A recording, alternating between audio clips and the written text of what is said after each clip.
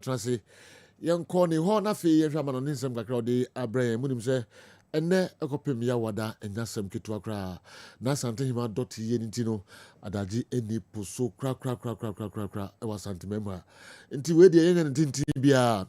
And tin na poso weekend in some who do see no kakra bi na ye de ebramudu mienu pepe na ya peja yemu na fidi akanyina no himfie ensem kwa na sante ma doti ye no nim se enyina no ye twadwajo sante ma nyina Ghana nyina ni wiase nyina enye asem ketu akra.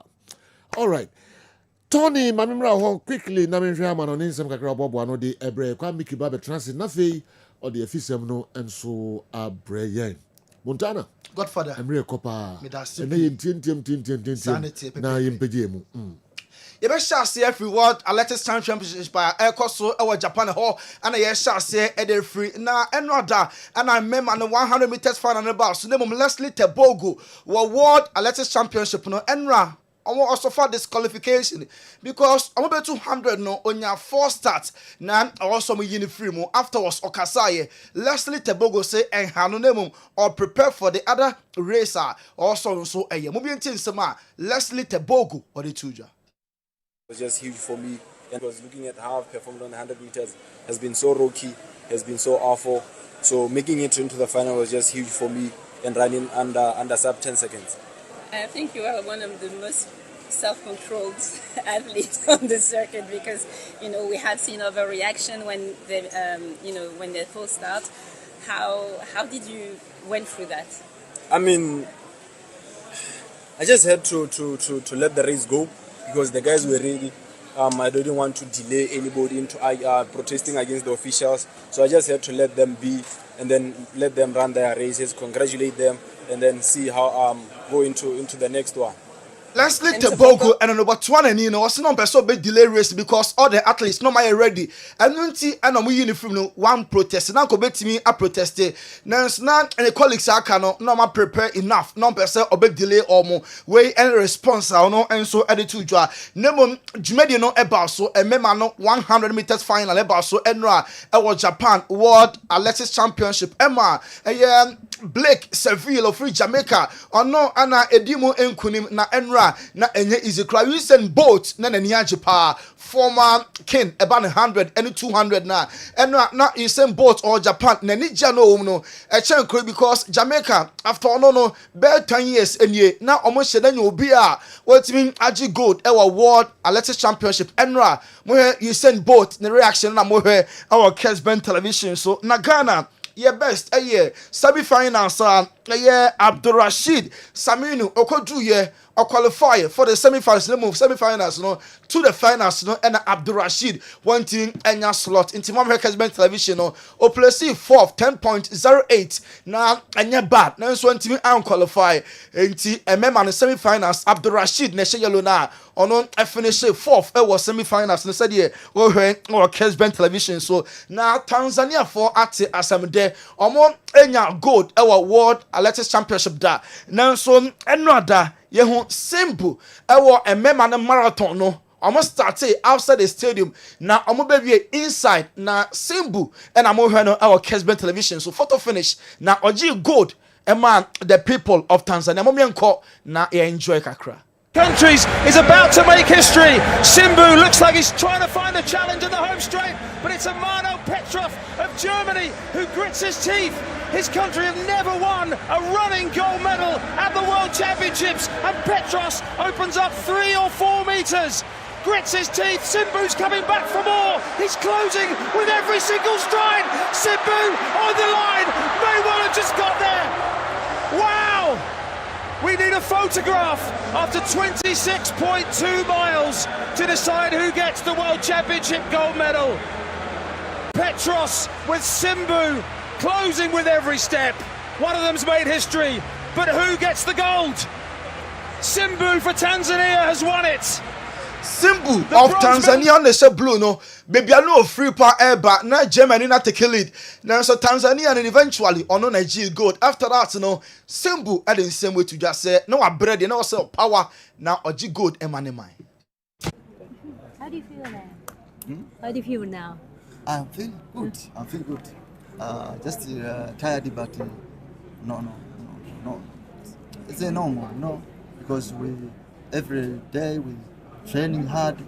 Yeah, we training hard. So at the finishing, I was feeling way very simple. We're running to the history books of Tanzania. Said the first ever athlete watch you gold amomo ever world athletic championship. Yanko Emano 100 meters final about so Emma.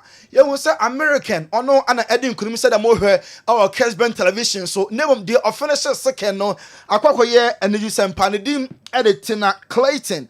Or free Jamaica timer or finishes second or just silver medal no na Tina Clayton ne ma me our stance ni mu na ne ba no kɔ no ho na mo mienu e di bom ani gye nkwa na akwakɔ da ne osu nti e behwɛ Tina onie timer kɔ ne ma me ho mo mienko na ye hwɛ kakra timer kɔ stance ni mu na ɔne ne ma me akɔ celebrating kunimdi a ɔmo ɛchoke ye e wɔ Japan World Athletics Championship.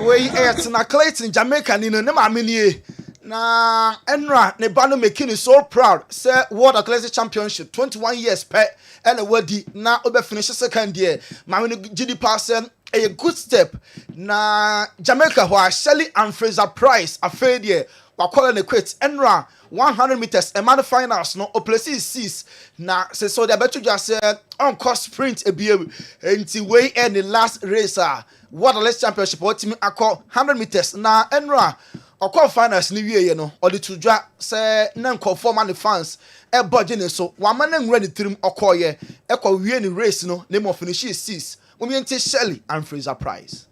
Africans. Yeah, only. Everyone is ready? Yeah. Sherian, you had an amazing ovation in the stadium. Yeah. You had the biggest one. How did you make you feel? And for a reason. Yeah, I mean, Demo your mic. It was definitely, I felt the love, I felt the support, and I tried not to take it all in because I was focused on the task ahead. And it just speaks to... We Shelley and Fraser Price. Wa born home dream pa a banner sprinter. Say wo nyini impomne go. Say race no 100. Won't could be now you send boats on your legend a banner sprinter. The fellow Jamaican, you send boat and so at the again one dance here. Abona Basupa, I was in the world. Mummy until you send boat. She's a legend in my book. She's proven again and again that she's one of the best in the world. Oh my God, there's not words to talk about how great Shelley-Ann is. For me, she's a legend in my book. She's proven again and again that she's one of the best in the world. She left, had a kid, came back, and still dominated. So I'm happy to see her on this level. I'm happy I'm going to be here to watch her last race and clap her on and just tell her what a great job she done. So for me, I'm happy to know and see this greatness. From 100 into Jumadia way ebe the last major race I will call Eddie Ama Jamaica or by still over dominate and obia and so bono about so honemo name Emmanuel 200 meters no Julian Alfred and also I withdraw because Enra or man 100 meters final no okopraye into Julian Alfred 200 man diano on and so intimi enko yen to also our boxing their former world champion Ricky Hatton at 8:46 wadani bonkum so Enra and Britain in wadani bonkum so obia pay tribute at the ama Ricky Hatton or kontokopi na owen records na or 48 professional bouts and now winning 45 and your bad cry in the last fight or 2012 and Toko Bia de Bekanapa Ricky Hatton versus Manny Pacquiao about so on the 2nd of May 2009 Santo Cano na enye easy crano no de bia de bekai Ricky Hatton Yanko Turkey Andre Onana making a debut Emma club Trabzonspor from Man United okoda loan edemomo okodu Turkey no the first match and na another goalkeeper so na o making a debut Ederson former Man City goalkeeper no enti Onana enra our Turkish league no okoda go na mom the club no elusu ye 1-0 mama Kessben television no when any goal like Yusuf enya siri ehye ye ema Fenerbahce editia Trabzon Sport nanso Onana modern boy no na eso ani nto no na to so far man of the match 29 shots and face here na oye 8 diving saves na enye bad cry na rating no 8.7 1.6 1.63 goals prevented na Onana and goal or die and obia and so born about so yenko Spanish Premier League and Barcelona once again trash Valencia club Barca team pa and jinsia na Femi Lopez she 2 goals Rafinha mienu de so na Robert Lewandowski enso hye mienu wo Barcelona game a enso etimi boy honomo na only Hans Flick so far opponent wash any more Valencia in 4 games wash 20 goals na de eti na fe Madrid in 4 games omaje 16 Atletico Madrid in 4 games conceded 10 enti Hans Flick ni favorite opponent Valencia Robert Lewandowski oba La Liga no tima wash kese pa and so Valencia na 9 goals and wash eti followed by Deportivo Alaves wash 7 times eti Jose Gaya Valencia capito or say elusu 7-1 to Barca 5-0 last year and this year I consider 6 or say a hard jene pa ebaye na nim say sua de free previously goals na consider woto Barca fonsa no na so eno esa koye attraction na hard jene pa bi sanse classic obeko say or say Madrid ebe sofampo achen Barca winner eno ada omunyaye Valencia so breye nanso Madrid mom ebe brempo achomo sa na Marcasado enra ogbone ball ema Barcelona osina niaje say Marc Bernal and so from be 1 year no see akan because of injury peke nanso enra anonso ebe si akan time Marc Bernal ebe mu no na chesa akoye standing ovation na obia e ball nsem de amakola because also fight ACL for 383 days na onsi akan for both Barcelona and Spain and so eno make comeback na wakoye anigi sempa and so edi amano Paris Saint-Germain any Barca bebo na say top list of injured players Barca bebo in the Champions League against Newcastle na along the line any PSG akoshia Dembele Desiree Doué and Creature Kvaratskhelia so akopra Kim In Lee Lucas Berardo any PSG players enso etimi epra eno Real Madrid Bobo Kono Saturday eshe 2-1 na Mbappe she baako Adagula enso eshe baako Madrid consider red card na chino na penalty by Mikel Oyarzabal enya consolation Edema Sociedad talking points no ekoye Dean Harrison red card na odiye no na erezi quams because na onye the last person na onye Elder Militao na esa the same line so na so referee no show red card into Dean Harrison na red card no obia enso count sempi na no na referees committee or La Liga almost say I am from so and a referee no sen Cavoa official no Vasquez prompted center referee say any red card nemum yellow because when denied from scoring an obvious goal scoring opportunity into that incident and I'm over our Kessben television so remember the sister decision way and from Akwamunti ebe appeal Madrid some be appealing against that decision more our Kessben television so yanko Italy na Italian clubs because league na ashas nemum Inter Milan enra wamo fans no na omedwa brutal because derby na eba so no yehu say Interfon complain mama Kessben television wey moment Marcus Thuram striker ma Inter Milan o share go one celebrity and I'm so ema Inter elusu ball ema 4th goal no consider ye poor match there ha Interfon e twom sunu kwane say na one ne nua Kefram Thuram na din komo sere na Interfon fans they say hey chasa wo When you just saw Papa Club or boy, and I didn't couldn't wash a go at my one celebrity. You lose so much no more. And what now bet you the Nigeria womb, our Lunian extra strength and right. Inter for fans on a man find to ram or more edge and a pana given a costono. You who said, I didn't know, not any is your mobile, now on my din cry into way aid the Turam brothers. Marcos Turam and a Kefran Turam, Inter and a Juve, and Inter fans in the both for see a lose match. Now, Nunia and so a bot and said, hey, West Ham fans, no, we can wait. Kudus, what Fabi Papa. Saturday, no, Ojibo Bia, who, Kudus, and the West Ham fans, Mommy and Court, now you're here near my Corsica cry.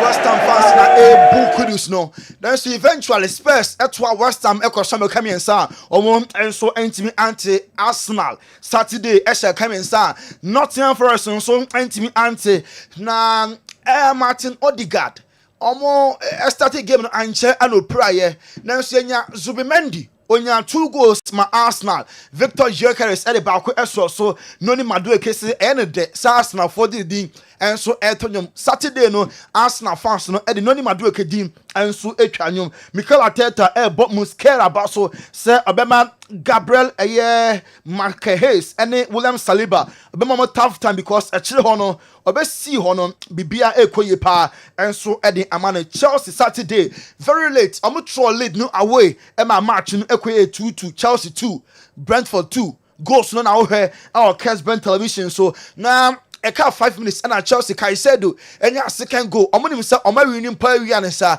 and Oma yen ha Americano and so etimi etienne no and Enzo Maresca say a hard journey pass at Chelsea. Omo enya South 3 points because Comunya ya can betimi abomu ye pa and Liverpool is kabakua barely entimi until last minute penalty and the Prince of Egypt Mo Salah and so a converted into Liverpool and not our turf more or more a barely and to me anti after the game Mo Salah Kasaye was saying omo any new players na bano abribiano almost stay in touch edu komo new players na phenomena ba here more time omo best settle ye pa mo mentie Mohamed Salah players adapting to our system, but we also we have a few players in a start line, like a few new players in a start line. And it takes time to adapt to their game, to our game, and we try also to make them comfy in a game and do their best as well. Where the Prince of Egypt, Mo Salah, and let win no, Liverpool for any 3 maximum points and so fear. Manchester Derby Herbal, so Man City shall come in, sir. Man United entimi anti Ellen Haaland and Noah was 2 of the 3 goals appear, you know, and I'm here way AFL Ford in the goal line. Edikaya or share at the ATR Manchester United. Now Ellen Haaland say a banner derby more Manchester United versus City. Abe joint top scorer when Rooney 8 goals.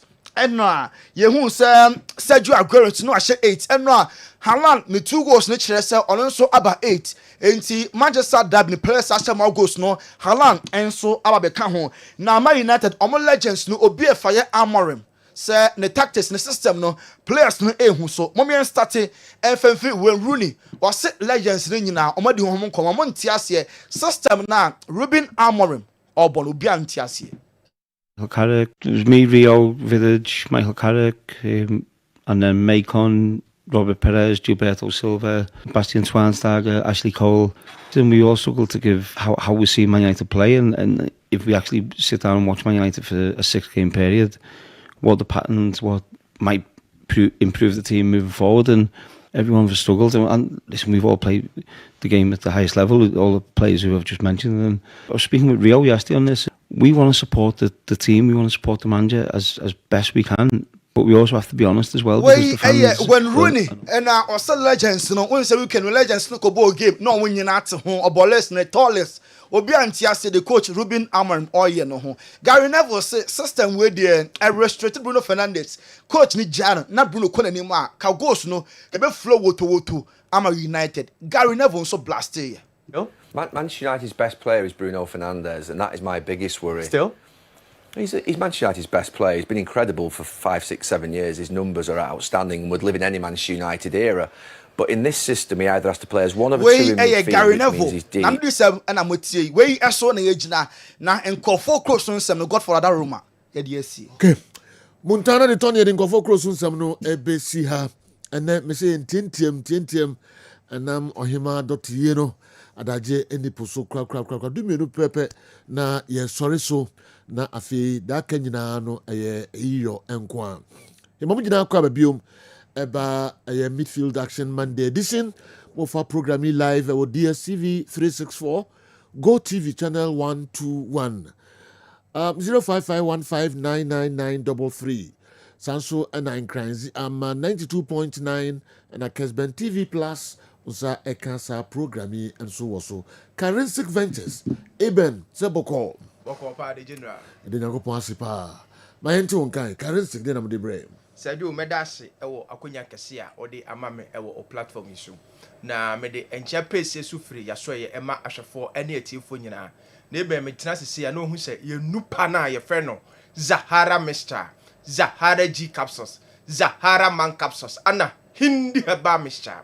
ye no yi mu nkomo eni mu adanse eni mu nchirichiri mu ne de beso mu no do foi nkomo ya hyase ye de ye dru a ye fe no Zahara Mr. ene Zahara G capsules ana edi kan won komo twetwen mu sa dro we aye dro a aye infections adro pa ba ma bi wo ho a infections ene na betena infection bi ti se gonorrhea syphilis chlamydia ama ne ba ma no airphone ama ne ba ma no esotia na etie ba ma bi wo ho a eba ne sa ensansan bi a ehonya nika etimi age ne ba ma no eboso ba ma bi wo ho a eba ne sa obon se impempi no odwonso ana obre na ochim ansa na dwonso no etimaba wa abonsa dwonso so eka ne ntentem bema bi wo ho a etimi ma ensu fitaa bi afiri ne bema eba sa woye bema no wura tokoro boni mu na nnam yare ene wa betena no wako akon uhun sisaye bia wo ma bema me say o last stop ene Zahara Mr. ene Zahara G capsules sa woye oba so na wo ho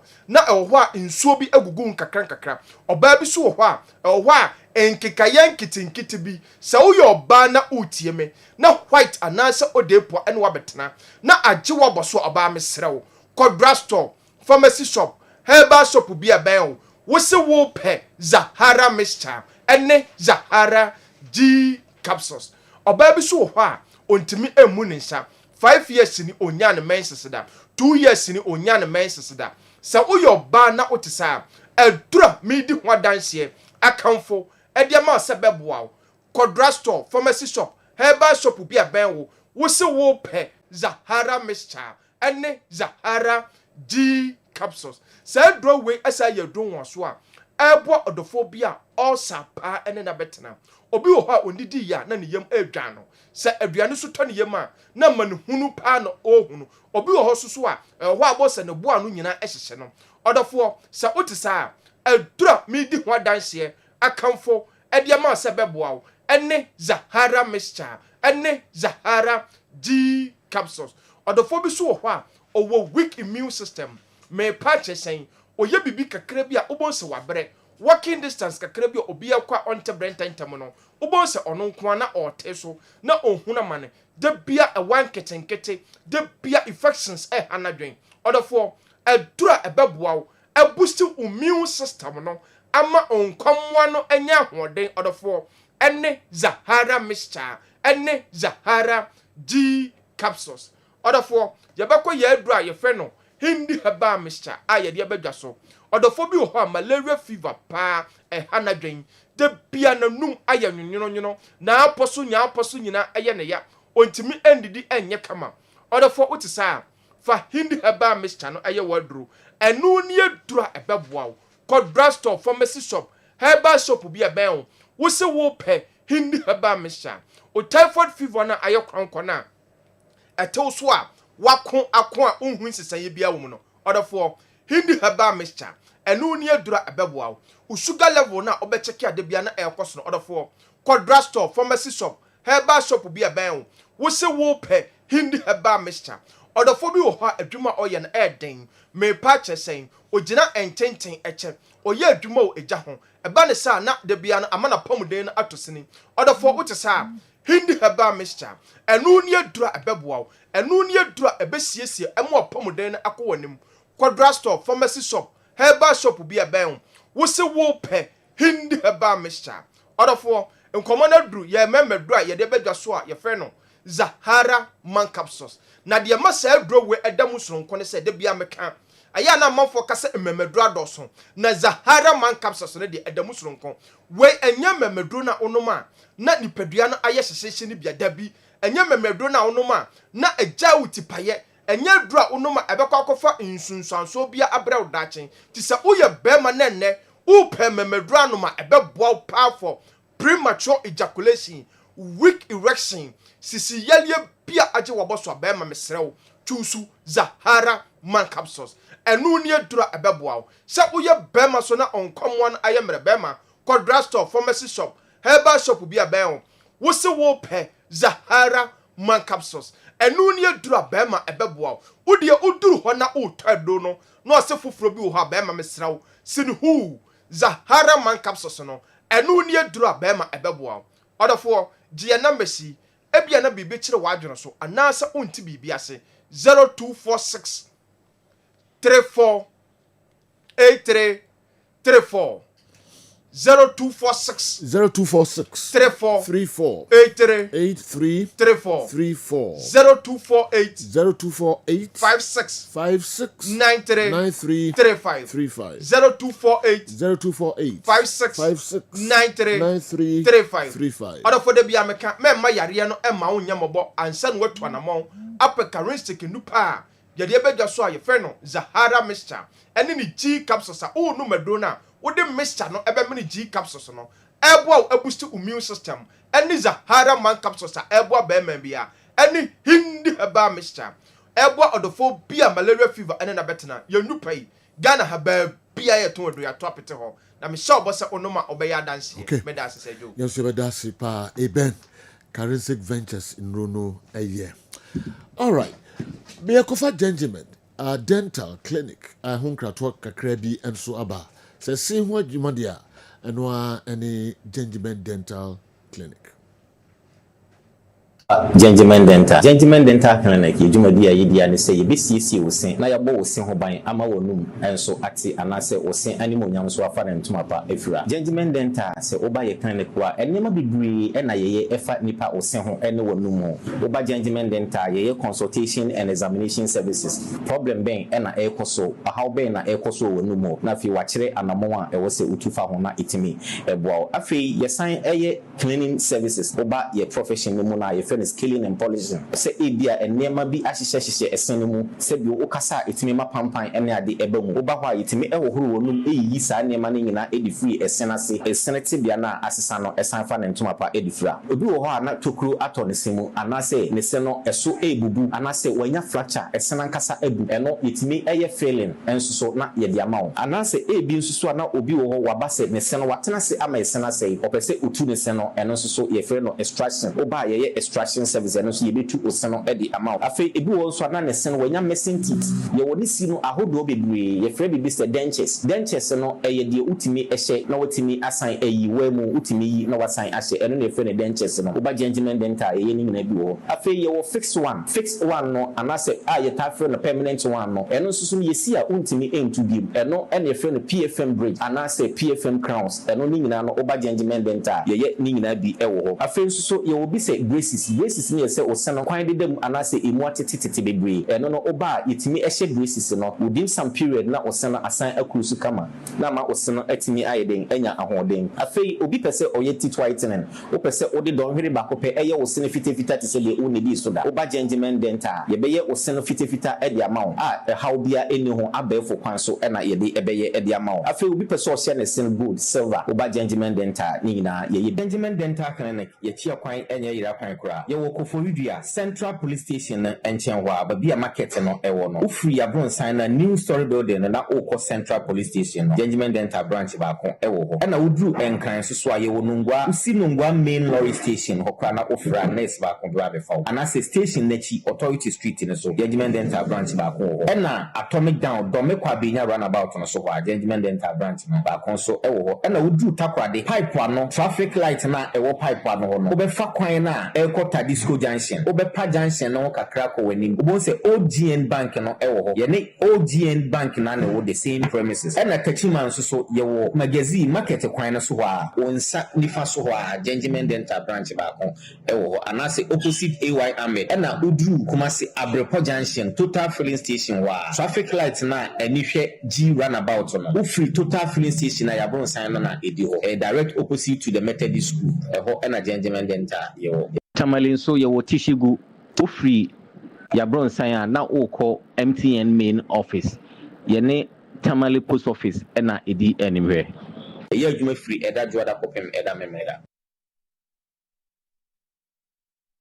Well, yeah, mamunyina akwa babiom aba midfield action na yakodi enkomo kakra enchekra ebe wura ɛyɛ amanoni nsɛm no emu kakra bi ne de afisɛm kakra enso aka wo se de medinka aka no dumienu na ye peja ye mu eye kese pa enso ho na asante himani dot ye no enti kakra bi ene de ebram na de aka nyina no aye eno nko a Dr.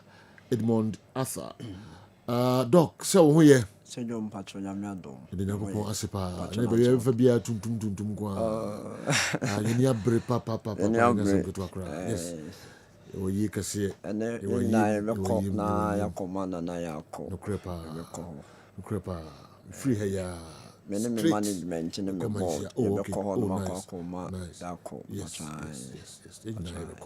all right they not the brain in there so do me last bebre ye de kind de asedama ye nyankopon trade ampon se wo hu ye mobo na wama ye senra na otwe foforo mu apom den de ade bia wo se ekosoa na ye bo hu dem se ne be ya ipedua no bitimi SCP na esita na ejina ne na so na ya be de na be more education than medication and ya disuamu no ye pese suam bi fa urinary system no eho ipedua no before say obenya a specific system a control ipedua no eye niam na ekafoa ipedua no ye genes I mean ofa ye DNA na ye bibi afene genes wa wusuo ye cells tissues organ and organs coming together to form a system.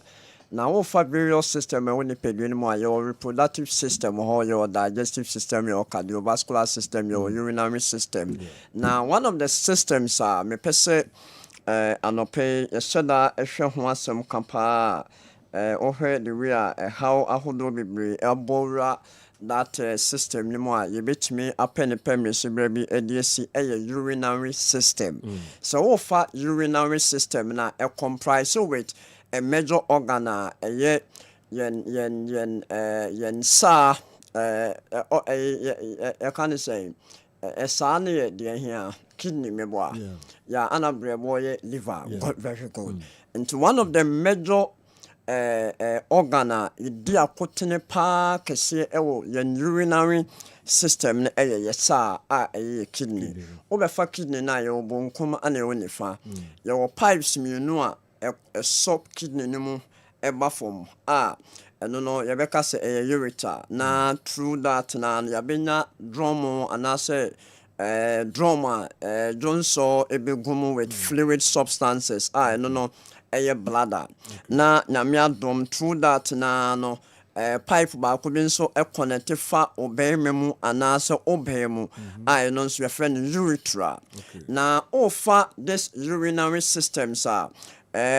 se kobase wenya how anawo ya benya how these are some of the signs anema dey there me hu say no enema bi enkoye tomache bi koso obi onomo a obre ansan wachima jonso odonso a ochim ya wonu bi ho a wonom a one of the side effects is say obebre ansa na wadwon so ye wonu bi ho sai bia wonu madu bi say o pain ebeba form bia wonu madu bi say bia o how be to intramount but o be say bia enu nsunsu anso na bitima mo abre ansa na watima dwon so eno na different the way there whereby true hwehwemu no bia lab hwehwemu ebitima ye ya peke udunso ya peke umoja anase imagine ya chao abdominal pelvic scan anase bia ye CT bia MRI bi na ya discover say adipoti we na ekoso a ebetimi ehu say we ya nkasa ya we be bi ho a unya hu ye no ho a obre wotim na ho aye se ase obi a ne ho nso aye nyunyunu kakra obi nso ho no a sometime no yeah sex na say during sexual intercourse no say sebi o tipin kakra wo wayase obi nso ho no a say o jonso a te say wo chimpa no nso no ya a ebetechire no enya simple sa obi nso ho no onya flank pains ne bia na mfi ha no left and right no obehu say unyenya pains kakra ho ne koba say pipes mienu na connective kidneys no wenya problem ho a ebetuma aba say bia wenya urethritis ebetuma nso aba say bia wenya cystitis bladder infection bladder na nkasa ye Johnson no Johnson dropping no anagrawa no dropping is different from grawa say do dropping is a pipe on ana grawa ni anchor any grawa mum ana dropping mum ye pipes no obi a otade Johnson hihye no ho che no ebetima mo nya sas issues bi obi nso ho no mo a onfa onhye dan kase onfa or the Johnson hye no ho ache but o stay dehydrated on tanum nsuo ebasa fluid substances are accumulate or blood anymore was say eba abonten as a result of excretion no kidney no aye ho adwuma no emba ebasa obon say those unaccepted electrolyte ne niema enye papa was say kanipedunum akem na de how bibri eba enu nto obon say obi ho a watimi nso krampo enya brebo mu infection perinephritis eno nso infection eno nchese bia wanya kidney disease brebo na nkasa no nso infection timi bem infection kura timi ebem mpo de no afane sa because eno krampo de enhadwene sa whereby a oboncha wonkotwa can say abdominal pelvic anase we say ne yese wanya kidney disease abra infants when kidney function test account into the person can you say utie na urinary tract infections say yeah the kidney home the ureters home the bladder home sometimes crampo no obitumi crampo na bladder polyps ne bladder no be say adbsc between bladder no ana urethra na final exit ade ne fremu free bladder no mo ba fremu na ababo no bon say ade bi esi kwanti ema odun so ana kem sometimes so kra no bi ho a ne de ne say odun so ekem no se nyame ampata na ekoko nanimu na ebeye complicated ana se wo yenya urine incontinence obon say wan hwia na wo odun so ho kofo bibre ho ma odun so ne ba omontimi control mo ho in such ways wan hwia obedun so ho ni na ye hawa me kan bia make sure say uyo ba uye bema na o how bi say ya baby a wo ba ye betimi aboa o kase pa ba ko Baham of the last clinic you commerce the cabin yene a hotel annex and the opposite Oba Accra and so your West Legon pe ana Accra your ana Oba Takra then so your anaji yene anaji choice smart ana etwaso the best repa say ya we bia tete wa yen kan ho asem sisi bia no bo modern say obeba be dan na nyame afa so na ya boa se jo Friday ni na me papa professor ba ko ne doctor ba ko ba e neja ɔka no wate me nka watie ya from 2020 ɛwɔ Spirit FM ne Kessben na in fact nneɛma wa practice na aboa no anɔpɛ ya na mesɛ nya call baako free me papa baako no nso Reverend Professor baako a no nso etie pa wama obi kura free Germany eba Friday na obi o diabetes omo aha no mo a wama ba me ho ya boa wo mo nto ti krom ha now issues na unye nto anamon dia ye be stress bomode na bra se do na o se me video bi eto show no so wa unima no sister ya me cleaner no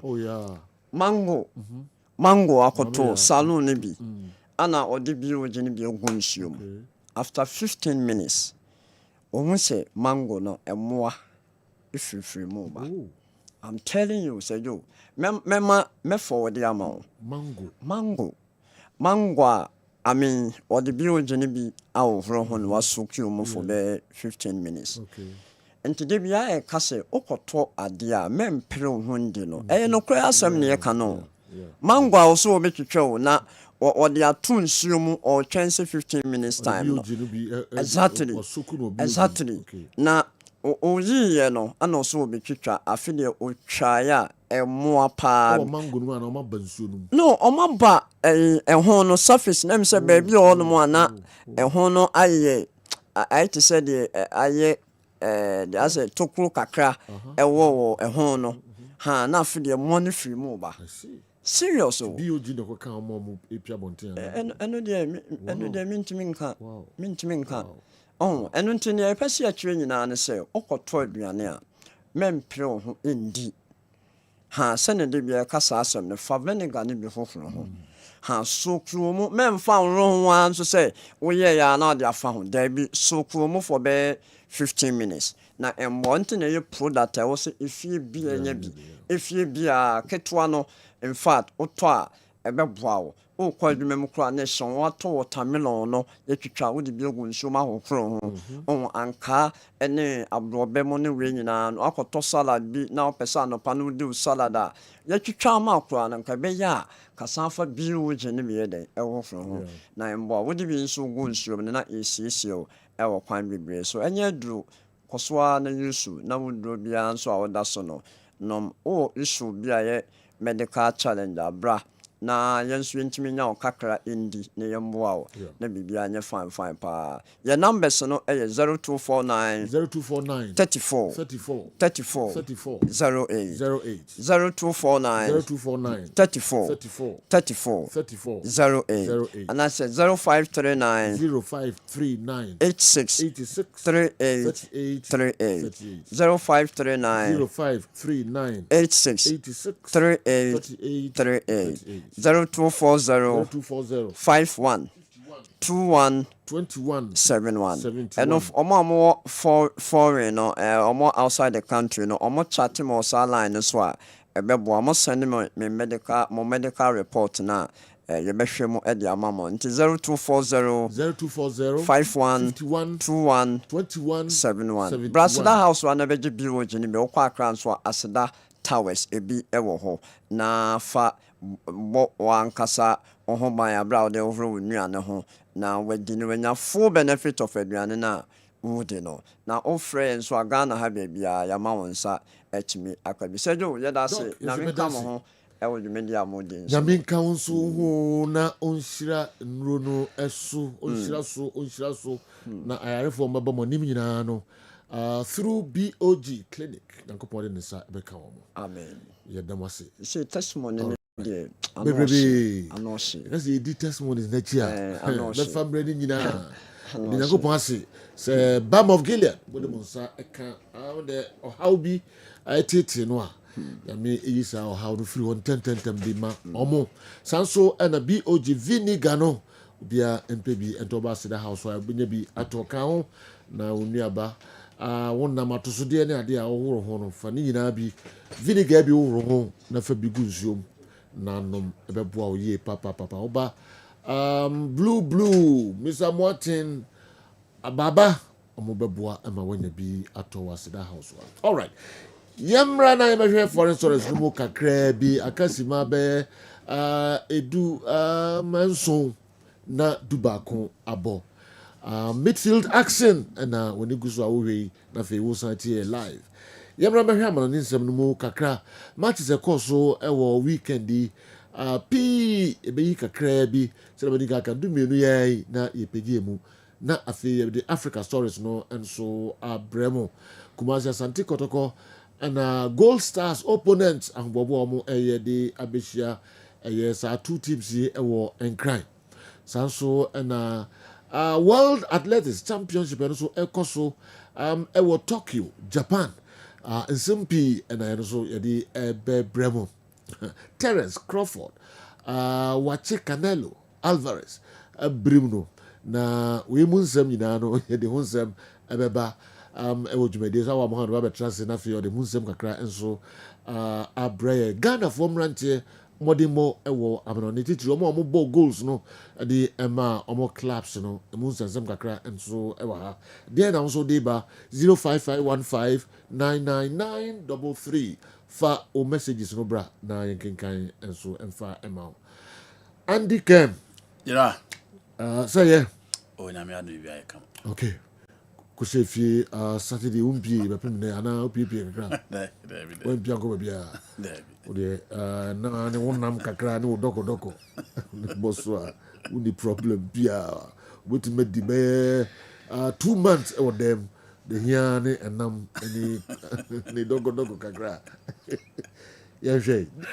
In the weekend yeah. Manchester United biom say na no ye beba if international break ban am kan wa say international break ya ye be the only problem is say ba beto ma Manchester United na and the United are 70 mijama no be no kan yi no be no kan yi you so be no kan yi you know okay into United are 70 days you ye kan intwada but me ye ni na kakra na Tony Munye United last goal no e mame almost a picture of them fan to do adam there but no be sum up why Amorim should change the structure. United last goal almost go the last goal no consider you can you they do o de there to them me chat in free game no obi anim say Manchester United am koye ntimi match Man City but after the game no ena idipa bebrebe asem omo kan say coach ya friend Ruben Amon on change the philosophy no the three back na obono on sesano because masters of the three back na crazy say o ma change Sergio coach ne say I will not change the philosophy. If you really want to change the philosophy then change the man na say ma Sergio kan no na general so structure here the TV issue ya we the last goal Manchester United conceded at the Etihad Stadium against Manchester City. Now, this is the structure of the United backline. Until be Man United about the 3-4-2-1. In variation, it can be 3-5-1-1. A bit me a 3-5-2. Again, a bit me a sakwa the 3-2-3-2 method system. Variation a woman a dorsal a system. Now you know say but 3 back now. At least you need to maintain the shape. You need to maintain the structure. But so over on your screen, United the lose ball no air cover United pull him. But look at the structure na that TV no. So who structure na that TV no? Only Peter Schmeichel, only Wayne Rooney, only Roy Keane, only my United legends no mo kasa say change the philosophy no. Ebe yadin. We shape no say how will you name this shape? Is it 4 back? Is it 3 back? How do you name this shape? To look at the structure of the United defense. Go back. Yes. Sergio, look at the structure of the United defense. No. Straight away, who say 3 back no? So because there's no shape. The structure is broken. So why do you still stick to the structure? Game, no, people argue. Say, formation in formation is but you know. The 3 back of Man United are split, it is broken. The structure is really broken. So how do you stick to the same structure? How do you stick to the same philosophy? And until no more say 3 back no unyai coach no say unyai da and one obebo. Now omon come on our straight away they need to sack the manager. He has no business to be there.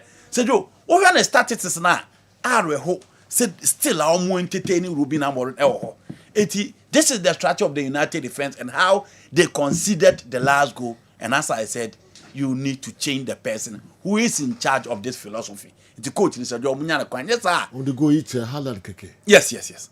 I'm going to check keke. Now, the sad aspect of the whole story is that man, you almost defense in it. Not say you do be man, na Maguire now the neighbor. Obabere. Maguire no Obabere. Inti Amorim oman se Sunday adinwa. We at tip of the iceberg. Almost be worse because our when started is an area. For Christ's sake, this is Manchester United.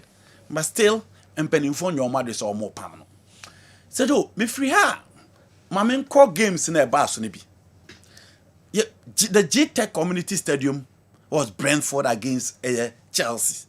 Again, Maresca and so the Chelsea investors bro. Now on take it in serious because baby omuka so nuru no hu ni se woduru atra. Enti hwe squad of the boy against Brentford. Said you the reason I ordain man say Chelsea were Champions League e bi mo to kwan aba. Enti also change the team name. But you ask yourself say you look at the Liverpool setup. Look at the Manchester City setup. Look at the Arsenal setup. Look at the Tottenham Hotspur team. Obi an kosesa hwe. The same team. It is better to play win 4-0 and change those players so Monko rested. But again, share the Chelsea team, share players or they start here. Na sequence way, wow, share Chelsea ni Fulham, the BRC sequence we see. Because he's playing two flat-footed centre backs. Or medjuma omo ya no passing kwa. They are not good in defending. Into Fulham go na say na referee na angelo. The same sequence na see and Sana. The biabo say Ekoka Toyson. And the last defender and answer Chaluba. And the last defender. The Biasana. And this one was for Kevin Skate. I said, you, Omo and close no. And all the bono. It me Ekoto at them. Just after the first half, coach didn't realize he said no. Or ye mistakes. Because how to end me inverted. He cannot defend as well. Open a proper playmaker. And if Fakunde Buanati. When he is fit to be part of the main team, he will play. So Kopama mo honas also more obey me abo. But also the team ne kwa kojana. Seju on me and again Jimmy Gaitens from the left. Gaitens say ya ma Chelsea for akọ boost makọ akọka. Germans na and as a Bundesliga players no mo Premier League almost struggle no. And one of the Dortmund guys I've said it time and again. Said Dortmund players no seju omo move omo bre few in a team e performing so omo move from the Dortmund team. Ball will be at Chelsea de be ma Gaitens be as do the banachi. On team fa ball nem ko dem out with it, the player ahead of him. Ball no the banity. And the moment I who say Maresca yes substituting the players about Kukurela about Kupama about who say afi and nyembe sesa and then one say Kupama nya that equalizer no say equalizer no say nya bibio and nko so the second goal but so you want me amanhye and a goalkeeper Keller eba be che ball and sana Moise Casedo always ready to offer you 100% performance and a Casedo nya the second goal, but unfortunately again, structure for the defense. No, I'm blame Garnacho. Don't blame Garnacho. Defenders na ntimi share to the whole year. How do you blame Garnacho? Say, onu na ntimi defend. Emma, look at the defenders. Almost how do you blame Garnacho? So why they already look at the placement and the position of the fair defenders. Instead of no message now share Kowachia, share Brentford players instead of no message now. I don't know how Chelsea conceded that goal. And I think Maresca wanyadie for the starting 11 because Brentford yes I do. Chelsea, Herbal, United, Omomo City, Omomo Arsenal, Omomo Liverpool. You should be picking 3 points against these whipping boys. But almost not drop 4 points once again. Arsenal. Arsenal versus Nottingham Forest. Life and sanity. Untimi nsire de bia onko de bia na ose ne de toto so na te Franco Liverpool de bia mo sire yenga se obesire nko menka abrabo na sanity menka sa ti de meka mun ko mun ntimi nsire de bia sa ese obesire obi anim se sire de untimi nsire de bia aha usire de na kina na bibia befem ba se usire ba ko no kusu ba ko usire ba ko sa de enye baby Maresca wa mama sire bibiri ene we kura enye esumpo league ya se na meka and I'm making say, Omo Master Baby, we need to do Vias Mebo. Imuna Kakrebi no Momuna. Who do Vias Mebo? Sana munye fair with Maresca. City crowd against league and City who do league. And I make case and we try can we yes and munye fair with Maresca because you di cry to home. The ranko. Maresca the oyo omo nka chance for if you help football. Who start 11 or the ball. After international break. Big boys in the far Man City one or more bench say we international break. Liverpool almost set na. All the big teams say we Europe obi ade ni players na boy. Obi have Bobby. Na baby e come cry. Time Chelsea pegu no say you Pedro free ball. Na Maresca ni team no cry say na Africans are travel outside. No baby South Americans can crave no. Esteban also elders in no ni o. Enzo Ankobi. Ja Pedro. Was it on consistent back. There is a pressure in the selection. What's wrong? Olusu obodro ahwinsi, Olusu ahwinsi eno ti no esa. Eno ti no esa. Yes, eno ntia. One day. And the time will come. What is it? Sadio, now to Arsenal. Arsenal game now against Forest. Ange Postecoglou first game. No, be here said the new coach bounce the best system baby. And Sasanwe. Because Sadio, Arsenal for non so team are ready for the season. Almost disappointed against Liverpool. But again, Zubimendi goal was cracker. A kind of far to share in goal, no. And that day it was Noni Madueke. Said he really yes, go nini. Solid. Top class, top drawer. Trebe bia ujina na hwe the technique and the kind of fast to the ball no. Eto at them. Utim say straight away. Arsenal for no almost set pieces then. The arrangement almost the ball almost set pieces no. And as you be mended in this goal. And the last goal sa de ma no. E kwanya Leandro through sa fast so cross o ball no. No osan fast so lead ball no edeko 18 ma oboshe no was just a day for Zubimendi to announce his presence in the EPL, but it was a game Arsenal fans no money no ni Madueke performance no, and a lot of people say when you go sign the Chelsea when team amo and you go akoso so e dey ball Jidwa Sana supporters here so ultimate perform here Sana will be abeka and look at the connection 3 touches Jokeres in the net should be a pass ni free as they and we see time on the ball quick cross and then Jokeres share straight away one will get a ball into the net. In the Arsenal forward different ways at the match opponent this season in the Premier League and said, look at the pass. Should be a pass ni free. Na should be a as a move here. And that is Arsenal for you. Christian Mosquera ebe share chire ye Emma Ubia and face Saliba in that game played Chris Wood out of the game. In the Arsenal so said you am I ready for the season? Liverpool with their usual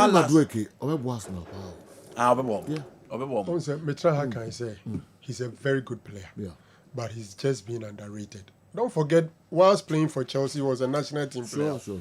Into an English boy playing for the national team, I felt that Arsenal had made good signing. And he's proving it.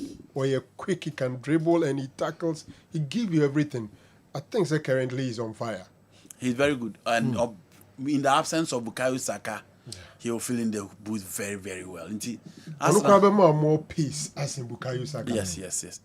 Saka is decisive. We are very okay and you know, more in that particular game. That is Noni Madueke for you. Liverpool, at your usual last minute 3 points, no ma grab no mo call mo baby. And said you Enra Bentley for them match but Liverpool always find a way. Yeah. That is the difference. And yes, say win almost when you know and almost new signings don't come on for big day on top. But as usual, Florent Wirtz continue to flop. Nobody talks about him. Milos Kakes and the crowd Premier League away experience no bar saw bread and it is Mo Salah. Her come fast near penalty. Hannibal, I feel no who they on yet. Who is what disappointed. Bentley for no, and after the game, who say players in there calling yes, go ball. It wasn't his fault. Was it? So Franco, I will blame him. Why? Born, I'll be cross born. Now face born, you see. How he quickly turned really shocked me. Yeah, but shot about you. Born, now born shot no boy. I wish they get that picture. I wonder why people were just blaming him. Okay, you know, that was the Liverpool. Mo Salah did so well, and he made sure so be secure the 3 points not for them. Okay. Now to Spain. Now to Spain. Barcelona at your usual best. Edra, you who say Rooney are starting in place of Rafinha. Hansi Flick say any no crescent or punish Rafinha so all bano we elite, but a technical decision. Now or step up who say Femi Lopet, Abrante and the M said the art of goal scoring on the Cristiano Ronaldo Diano. Said you from any angle or score with ease. Now look at that part from Kubasi to Femi Lopez no near first goal no. Rashford to Rafinha for the second goal. It was that angle, and that is the only thing that at least Rashford by what team I for FC Barcelona. And Femi Lopez once again. Chebebio general technique in the left foot or the ball, but the weaker foot. And on the ball at 2-3. The art of goal scoring is one thing that Barcelona are benefiting from that boy. On one of those guys what the skill now yeah the Barcelona be, but he's very efficient. And Rafinha with the second goal, her baby on also pick a ball no, and a coin of fast chair. Lewandowski in 11 minutes gave Barcelona a 2 goals. No problem for FC Barcelona. So Valencia and Barca games no, say a Barca match any important because in the last 3 meetings Barcelona are almost 18 goals. And Ometimi are conceded. And Barcelona is just on fire after all those pressure you know. Real Madrid with Kylian Mbappe, few controversy, but Sergio, you give it to Mbappe for the goal and how he created the second goal. It's now with type, maybe between why Italians are happy with the 2 Turams Omobo game no mudin common, especially the Inter fans are happy with Marco Thuram and Yema Noel Park. I'll come and explain tomorrow the history behind that and why they were not happy with Marco Thuram. Anybody or club that underrates Pep Guardiola will be laughing at the wrong side of their mouth. And at the end of the season, Man City finished 3rd last season. But some fans and pundits talk as if Man City finished 12th. Yesterday, he clearly changed his tactics. And the Manchester United couldn't create even 3 clear chances. People may despise him, but Guardiola is a genius in coaching. The world champions have already started mourning. I thought they would laugh for the next 4 years, regardless of any EPL results. Kofi Amwa, Wasambe, Dufi Asem, Chelsea, Omun Lusu match, and as on after winning FIFA Club World Cup. Do trophy or broadcasting do Fiasama, boy, yepa. Do Fiasama, a beboa, and Unti, and a Seth and Praeso General Hospital. Or say, in fact, we energy narrow, Tata, crab, be bare 30 seconds, na my dog, and so emblem. Enti pages Manchester, so be your e come carry am. Your pages.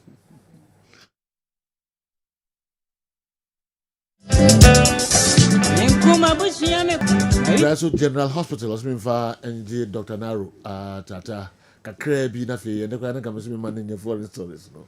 But Kakre ni epidemic. Doc. Baby, I said to be a channel. Oh, Josu. Comprise or General Hospital or a nest can say, in your back of one and Nania Brewa. And some I was singing that could pay Nayana. We a baby as it. You see, not a cousin.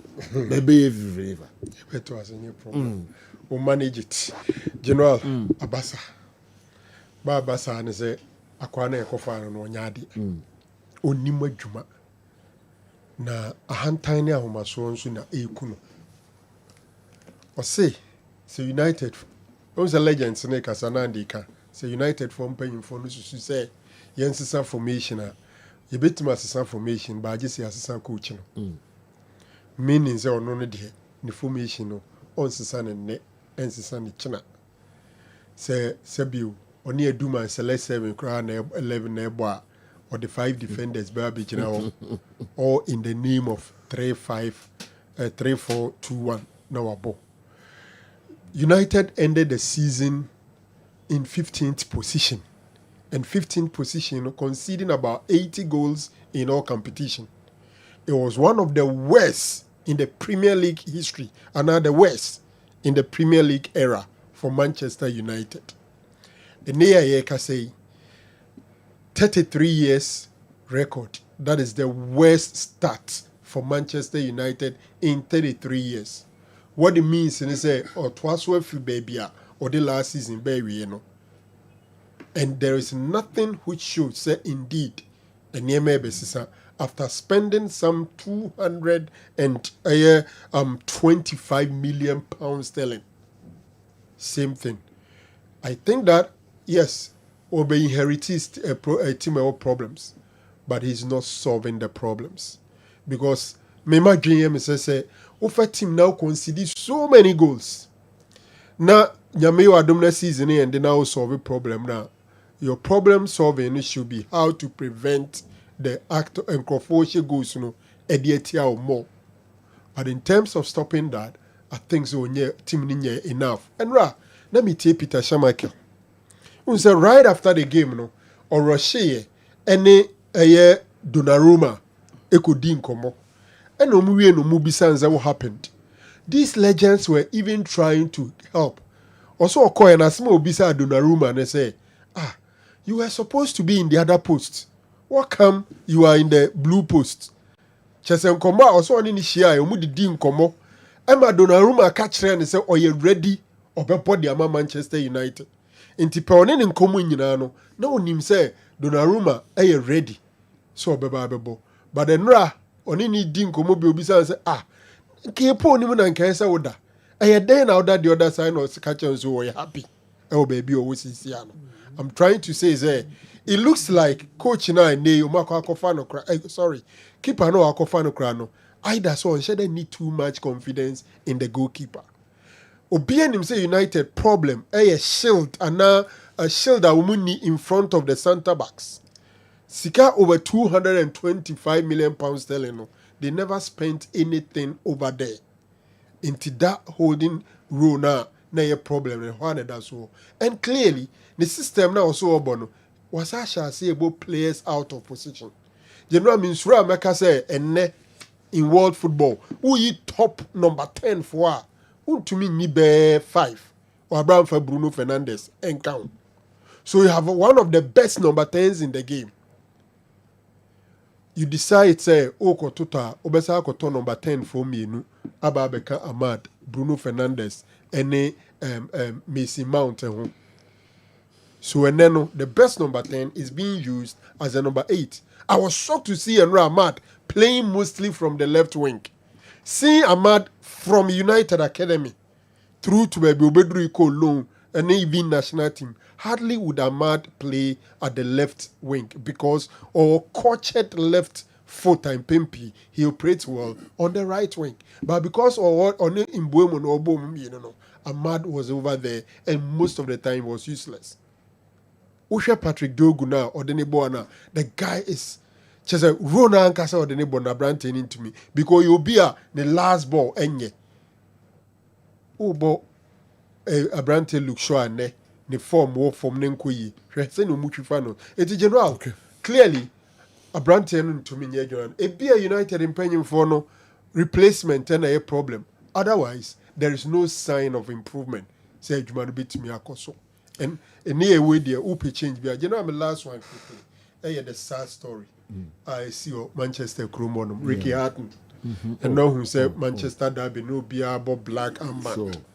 The great British boxer was found dead in and around Ifie. Now, I say we say a bigger topic. I be your brainiary. And then the boxers go into drugs, sir. Boxers. Most of them are into hard drugs. Way Okoni BBC interview and Okachiro say he got devastated or retreated down to the bottom after about a show TV. Way Ricky Hatton versus Manny Pacquiao 2009. Second round party in Umubono too. About where he was so positive that Manchester for free on America they didn't easy. Thinking he was going to win the bout. In just 2 rounds, Patim, Manny Pacquiao, or say a funny trim, or feeling like on Seni Pebim. And I'm so Emma on a trainer and tempted and I'm so money the parents problem about them, then he resort to drugs. or say several times na or person attempting suicide. Enti cocaine here they no find your shit. I think that it's hard time the mental health of people into boxing, you know, the experts, you know, be far seriously. Now, even will do the highest level crana after a devastating defeat, they have to do a lot. Maybe now, this boxer, the free figure side where Ghana in UK, a bonkomo, and they didn't catch me or show me the pictures of the videos of after bout recovery. Chinua, so recover more. What they go through is something else. But it's so sad. Freezy McBones. That's right. McBones. He told me about what they go through after bout. Even recovery near than easy. And I think that is so sad. All-time Man City fan, on First City near grow. But then he's dead and gone. Yeah. And the family has released a very emotional statement. Raja Grealish, when Rooney also came in with any tribute and all that. Thanks everyone and auntie. One boxing great from Britain has kicked the bucket. Diba kwa pa usima enkono pepe ye twaso du mienu yen na ye peja ye midfield action. Kessben 93.3, Kessben 92.9 Accra. Sergio, I remember Sir Franco Naro has Man United in his top 5 at the start of the season. So please ask him if he still stands by that. Desmond anyway free Angumaso Abba. Doc, what are you doing now? They can't go I place United on the 5th position. But they can't go yeah. But that's wrong there, the emergency sign. Where I place Arsenal number 1, Liverpool number 2. Okay. Emergency sign. But for United at 5th, it's something. All right. Terence Crawford. And so she Canelo Alvarez or Bono Papa in some get to super middleweight title no ama akwakudi onso neho World Athletics Championship awa Muhammad as a can way in yeah send you can yeah so Terence Crawford they must to dismantle Saul Alvarez no and of course Saminu Seju yehwene ya yebetimi yana so mfa so okay in as much as say onyan drew final nanka ye anymore Seju yehwe odi fourth e won semi final hit na the cup final okay na squad mu strong mu strong okay and of course Ghana for modern ball Kwara United Seju ebe homo okay yes JS Kabili yeah share JSK Kabili omo ball Friday no get omo weekend game yeah share omo Saturday we say Kwara United bo mo game enwa okay away ewo NPFL no tie the table no kra position omo down so beto okay all right ntiem no eswa ye be kwanya kofa Newark Scientific Herbal Clinic nkra to ka krebi aba na eba beto aso de amamo After Makwaba, about Newark Scientific Hospital, a team of medical scientists. I have created a boom near the infinite was war, a juma, or a swear has he, had dear, and yes, I'll buy a sabi, near time a good amount, said the cocoon. The boom, you know, to a fiducial. The Mephidio Mushu, the meal at the potier, the Yadene Breo, Nesami in Ya, Yarene do in the piano so. The Venezuela, my watch, Yariasi, what the editing said.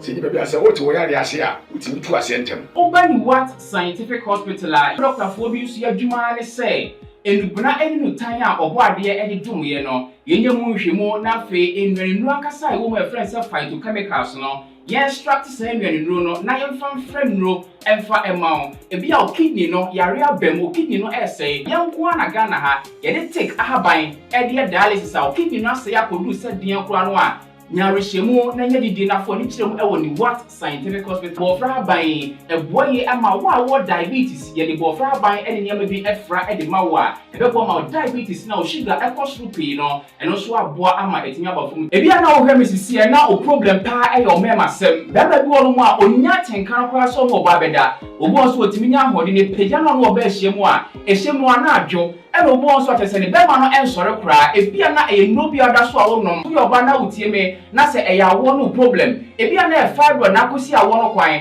ana wakwa ya sabia doctor si ensu abetata onkosie mu ovarian cyst ana se fallopian tube no e na block ye obebu okura wo sebuo ensisi so ni nyina timi sinyi se ho kwan bema bia na ho nsuo e na wo form nkwaboa no e wo form low sperm count na obu okura beba beba ne ho nsuo mu no na emoa no be friend se spermatozoa no ba kokura na eha esi awo ho kwan a obani what scientific hospital a enfidi ade ehwe beda di amia wo se problem bi wo ho no mu a ne atimi ehu aduro na afi aduane e be kyerɛ ho adie pressure nti amo akoma bo periperi asem kura si ofi ntimi mo amane obi nso hwɛ me na ne die stroke akawa to mpam ye kwa wo ye ba wo so ntimi okasa na pampan boni bi akyire frɛ no halitosis yade baako a ya no wan obi opewase obetimi akade akyerɛ wo a ade bedi unya okasa bia na obi atwene hwene okoda na nyimre oda odwonso antentem e papa mo mpanifo no e free 40 50 60 years ekwa ni mo no o prostate na ekese prostate enlargement e ba sa oda odwonso antentem odwonso bebransa na ade akye e mane nka achi eme nkofa catheter ahoma nkoto ba memo abusuafo bi ebere ni nti manya adagye amo ya de dia nyadidie seni what scientific hospital Ghana ha de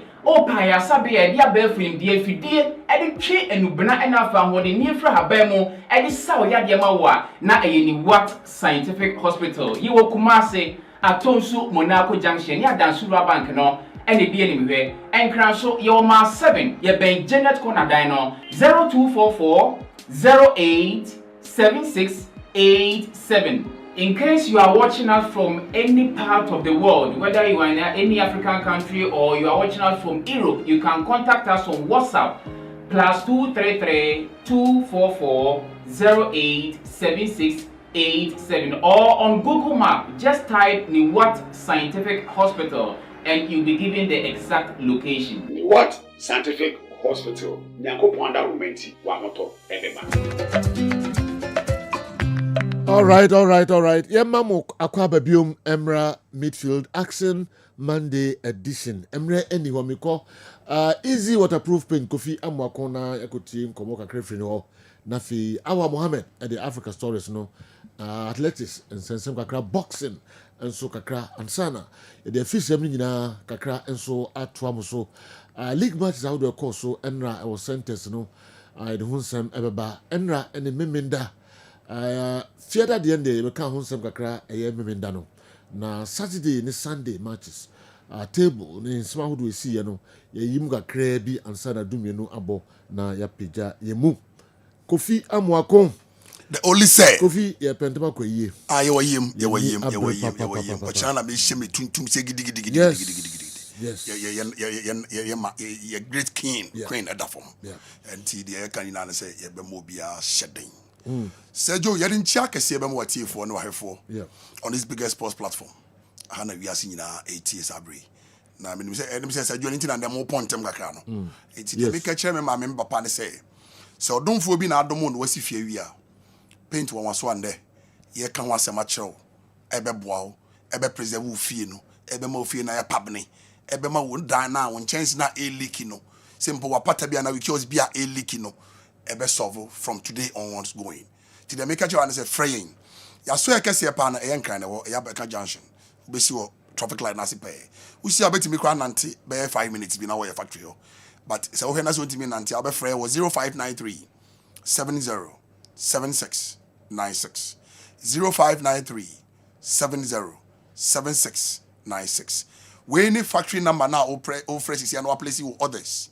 Na the opposite ye ma obia e colors bia o face unim any rainbow color bia unim udi wani ehu na opposite de ba ye wo diamond wa ye betutu mi kasisi ya na ye de abe paint ufie na ma kama na the woman say o fresh that number we ya ba bia o free bia enye barrier man o mo betutu mi ka no ma direct to the nearby says outlet ye wo ye offices in kwata areas ni bebre atwa ho hye bia na unim na se o direct kwa na akwakofa o paint ye wo two sizes pe ye wo kese pa ye 15 liters and e wo keto pa ye 5 liters na the woman say paint we ubeto de koye wodwuma se wo dan na se na bombumbunya no ne brofo ne fe ne bubbles wo dan na se na huru wunte wo ho ase na the woman kra ne say wo hu say asase no kwa to ekura so wan to ne nya asase mu nsuo Yet still so bad enum. Yet o dana si puhura ne huru. On chance no so likia ne liki asem we ne ye kan wasem no. Ye tumra na akyeresi na min nuade ato TV no so no. We ne ye kan we na start ase no ehuru a. And I say ase no e ma this kind of indications are. Then catch wo kakra say e dan na se ho no ba bibia ho na yes an clay wo. Eti e basa na e dan wiki. E dan so de da bia meka ye bo ho ban na ye nse dan because enchiri ma ye be warm no so ba no ma bada dan no bi.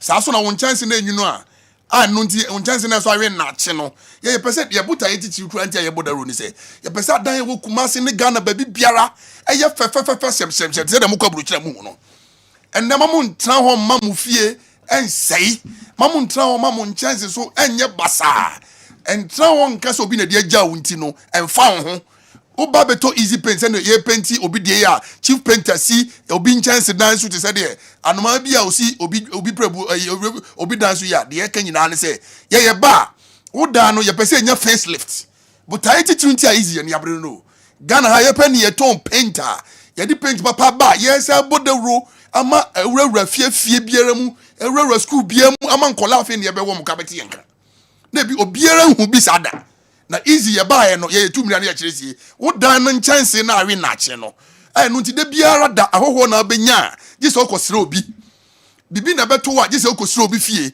efie na wo kosere na eho efe na ye easy no de painting na ye nikanti na da bia kosere no na okosere ne mfa ma wanka be nden wo so mo bi so mesere wo so fie bi se ono so anya ahoho na ne de ahoho be so fie mo ma fie na nim na nyam mo ma fie na nim nya fe efie na isi wona da bia wo ge advance na tenant aka say papa paint fie no na yeso amafo be sra ya o maka say correct sir na ofie a hefe no eno na easy waterproof paint obi die na si ho ya na ase abom pumpunya obi die na si wa na fie we sebe say ka say na ton ma ka say won to ye di easy kan ho e paint ni yellow e man ni cream color e fie na ya dani tutumrika se sie na freyin on 0593 707696 0593 707696. I'm on the phone card. A +233. Who the code in the 593 707696. When the painter it is a mine.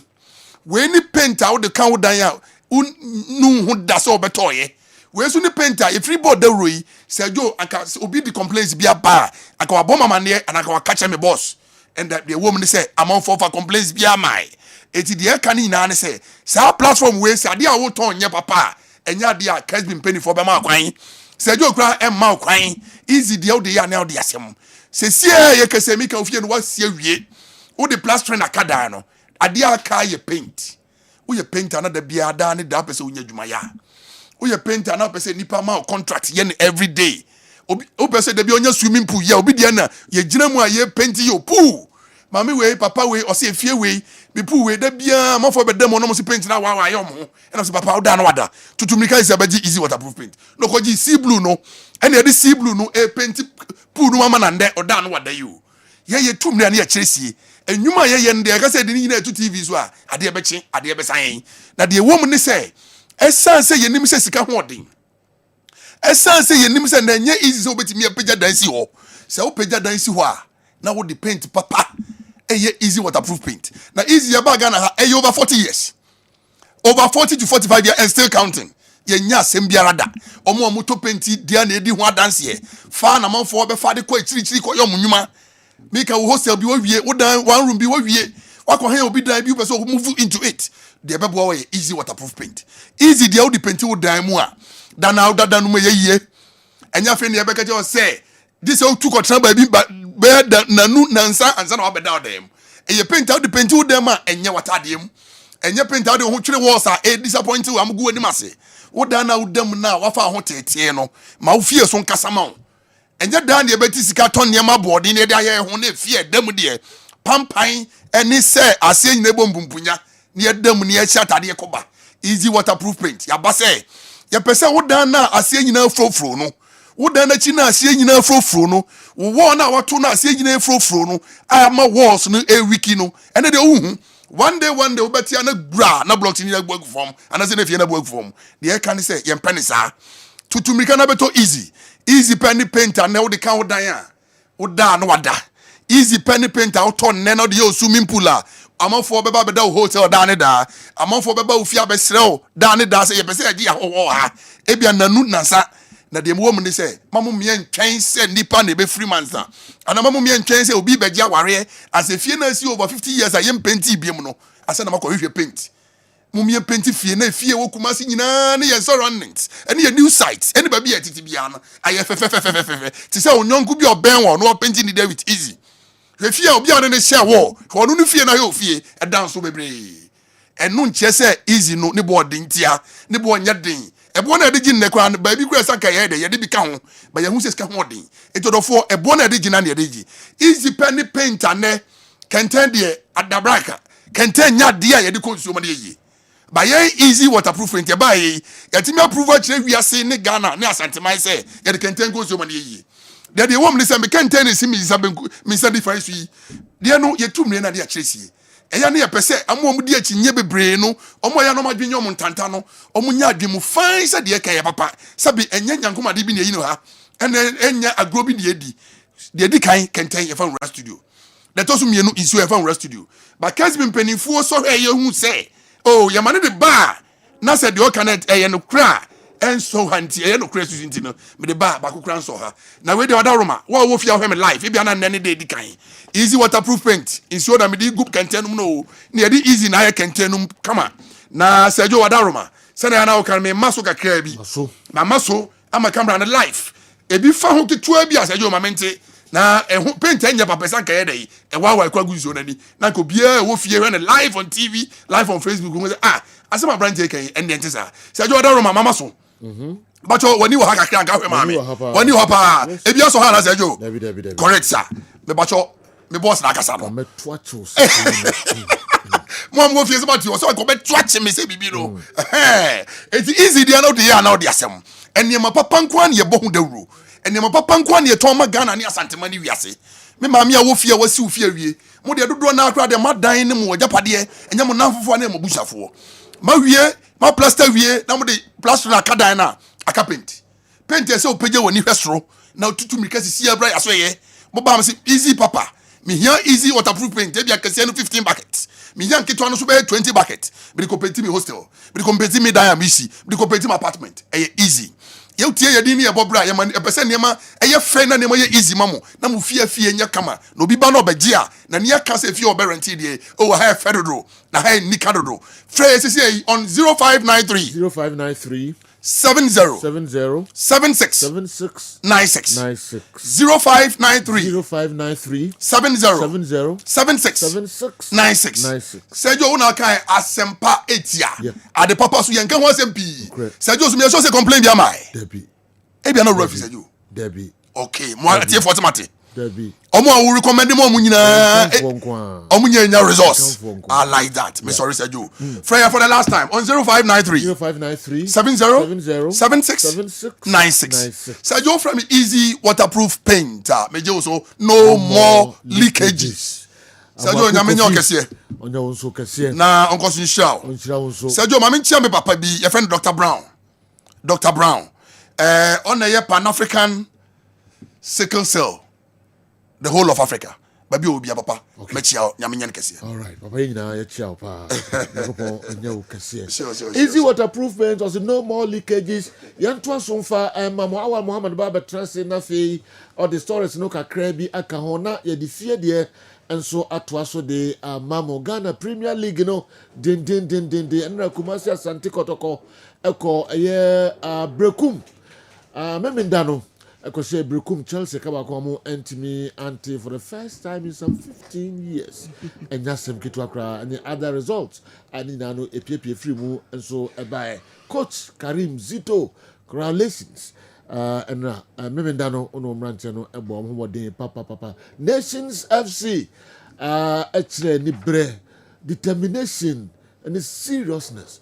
Akwai amfa so mutimi ehye so dro All Blacks kamienu ma omo enso etimu bako coach Kasum Mingle also ye bo abaso ye papa all right ya de eno so ebesi ha na yɛatoa so de ama awa Mohammed ba bɛtena se na other result ɛpiepie firi mu baa yɛnyinaa no I always have enough time ɛnɛ 12 pɛpɛɛpɛ ne yɛpɛgye mu asɛm ato mo mutia tete na mo ne nam hɔ no all right awa yɛmmɔ so nkra yeah Sergio Terence Crawford said oh so simple against Canelo Alvarez also you respect Canelo also decided say ko be orthodox but ni coach ni catch and say if you go southpaw you will dismantle Canelo Alvarez because Canelo ni fit no slow and fast and Sergio how even the decision went on now Sergio a unanimous decision one judge went with 116 for Terence and then 1112 and then 1115 113 and then 1115 113 again so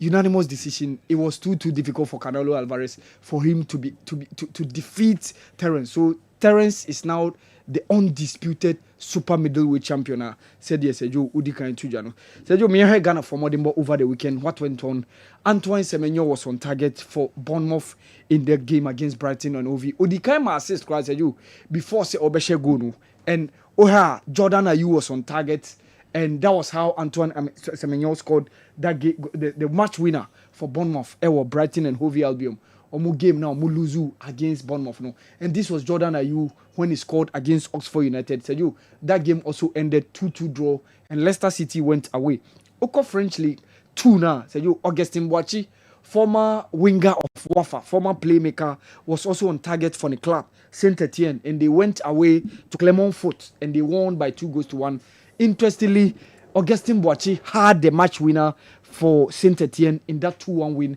they had and that was how Augustin Boachi crowned that goal now at Bayano. Of course, Oko Netherlands, two Ghanaians featured. Caleb Irenchi was deep in midfield and of course the young boy Prince Amwaku Jr. 18-year-old boy Prince Amwaku Jr. was the man who had the only goal of that game when Netherlands defeated Midtjylland.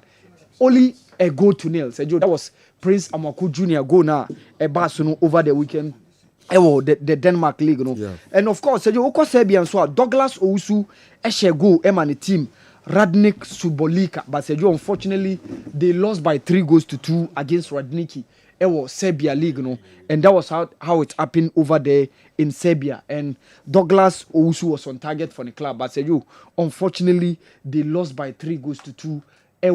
Serbia League na and of course Richard Kweku Osebonsunsu Eshego Emani club and also Spartak Subotica Serbia honum but they lost by 5-2 and Kweku Osebonsu was on target for the club and that was how it ended by 5-2. Sergio Oko Saudi Arabia Christopher Babonsu that Black Stars new boy now Otoado Emani call up during the Unity Cup game in London and of course even the recent World Cup qualifiers against Mali and of course Okachada Onya Kolab. He was also on target. Sergio, it was a tough game in the Saudi Pro League. And Al Qadsiya against Al Hilal. And that game ended 2-2. So this was how Christopher Babonsu scored that goal now. Of course, so it was Saudi Arabia League. So that game ended 2-2 draw. Sergio, Osaka Sweden, Denmark, James Ampofo, also a chairman team. But Sergio, unfortunately, and to me, and that video, so it ended 2-2 draw. James Ampofo was on target, and of course, Oko Albanian, so Bismarck Chas also was on target for the club, and also Moshe 4-1. Vlasnia and any club they won by 4-1. Ewo Albania League no. Sergio Abdul Rashid Saminu na me kan wasem, and honestly, Sergio Yesheboy ni ya obeye a very good medal hopeful for us. This was how he was able to get the third position. No? Ni race but unfortunately Sergio semi-final na ne competitors in Sergio na too strong because na Leslie Tebogo not the likes of Leo Taylor Oblique Seville Sergio it was difficult for him and he ended up being the 4th position ni hit and Sergio unfortunately Abdul Rashid Saminu Antimi anchor the final now. So we are chasing our final appearance at the IAAF Championship. Sergio for 20 years now since Aziz Zakari etimi koye and as a particular Sergio ni hit when Timi unqualified because disease ni hit so when Timi ampim ankonim but for Abdul Rashid Saminu he went on but the semi-final when Timi had opportunity to be in the final and that was how it happened. The IAAF competition now, Ezejo ye share final na eba so oblique Seville honestly a shock bia but for me na me surprised because I knew what oblique Seville was capable of doing. In as much as Obeka se Kishin Thompson, the likes of Leslie Tebogo, Leo Taylor, Obeka, the likes of Noah Lyles, but he was able to beat all of them with 9.77 seconds. And of course, the compatriot Kishin Thompson ended up with 9.82 seconds, and Noah Lyles ended up as the bronze medalist with 9.89 seconds. But you come on, Fema, Melissa Jefferson, so a surprise you be in a heat, another likes of Shakari Richardson, Shelly Fraser Price, Sherika Jackson, Julian Alfred. Said you, oh yeah, Emuya Dimpa, but Melissa won with 10.61 seconds. Said you, and also a new recorder. Abasu. Said you, and no Quarabo goalless draw against Warri Wolves. Okay. Ewo the Nigerian League no. So said you now omo at 12. Ewo mo position. Kwara United. Kwara United. Okay. After 4 games, omo win bako. And omo bodro mienu and omo lose bako. So they are now having 5 points on the league log. Ewo the Nigeria league table na ekoso. So weekend di omo ba Ghana na omo ba bishia Kumasi Asante Kotoko. Ewo the CAF Confederations Cup. So the table na edaho we say Kwara eda number 12. All right. Yes. Number 12. Yes. After how many games? After 4 games. 4 games. Okay. Omo win bako. And right. Bodrum, you know, and after the draw, no, to say coach, no, Kasakakra, yeah. Sunny. All right. Mayen Komra, Mreno, Eko, Akasima Dionu na pepe, na ye peja, ye mu. Kwa make the local stories kakre, bibe twaso fi, ya sore so, ye beko na yakofa, Dr. Amuzu nkra to kakre bi aba, na yafa be twaso demo.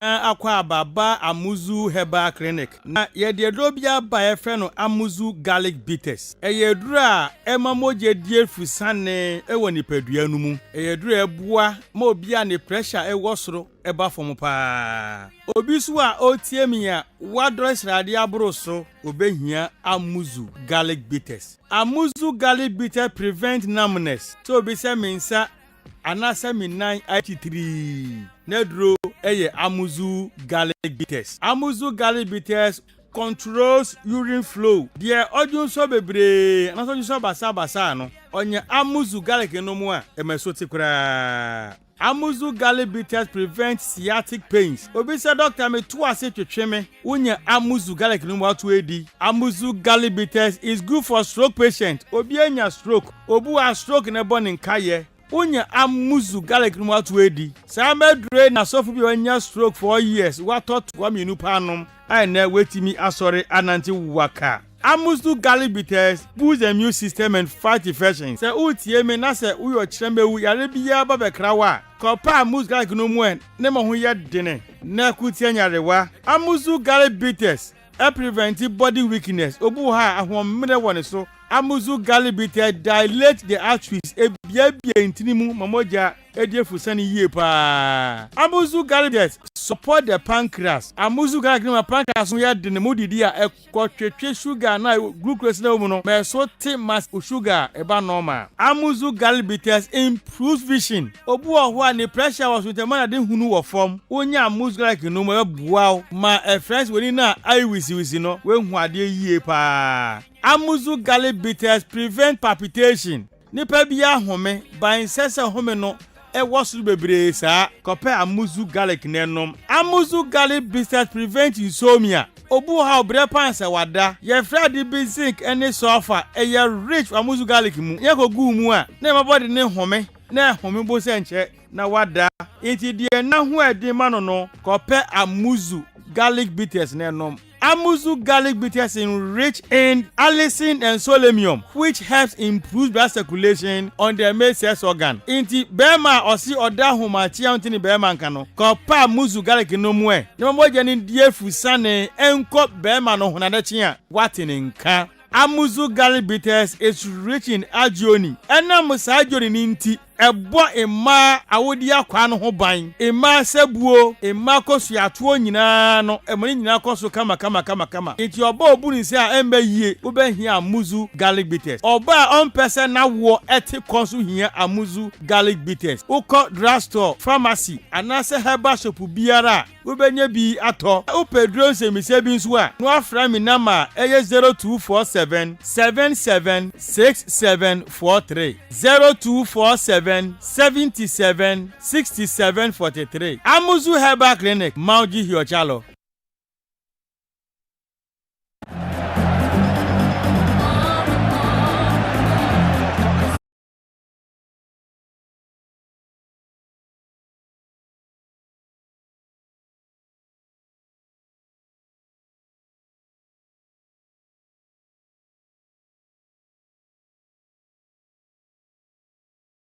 Your ben say obed dial star 550 hash star 550 hash free after one extra nche say ukasa 10 minutes o minute dikan no untie sika bia na MTN for the first minute no ye betu kakra bi na other 9 minutes in there untie hwe we MTN free after one extra we be besan so amount data at the account 100 megabytes of data ye de beka one month dial star 550 hash in tentem kra Bayport savings and loans some fan to enim ene anope se sabre womo edi dwumede sonkom ede aba womo se sabe ya tete so loan no brana bejibi enkura no womo eba be ko school enkura no womo school fees no womo books no womo uniforms no womo transportation no aye problem ede amount wo ye business woman business aye man so uye sika aye Bayport o matete so interest rate no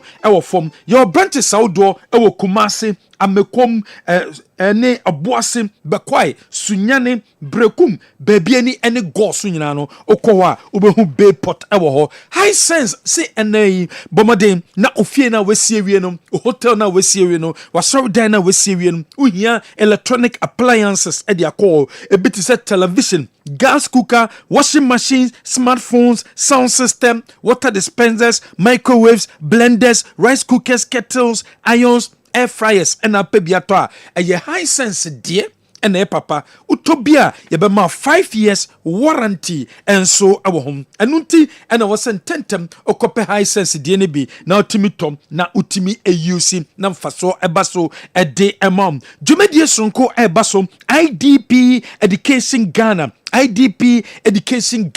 Wama di workshops nko baso wo banom a pese okosku wa manone se okosua ade wa manone okobo ne masters okobo eye ne degree anase ne PhD no ewo eye manone no ye beboa ama ba na timi akọ obaba no obetimi akọ obaba ma no betimi akọ wanso na pese okọ workshop no ekoso ewo Golden Bean Hotel 22nd month ya 22nd of September ya na baso enunti bomode na bra workshop ni because ye de eye universities awudua awo United States of America, Canada, United Kingdom, Australia and oma ba omo eba be ma sanim die no opemu nchemu bia number way and also frame 0553 173346 0553 173346 Frana Smart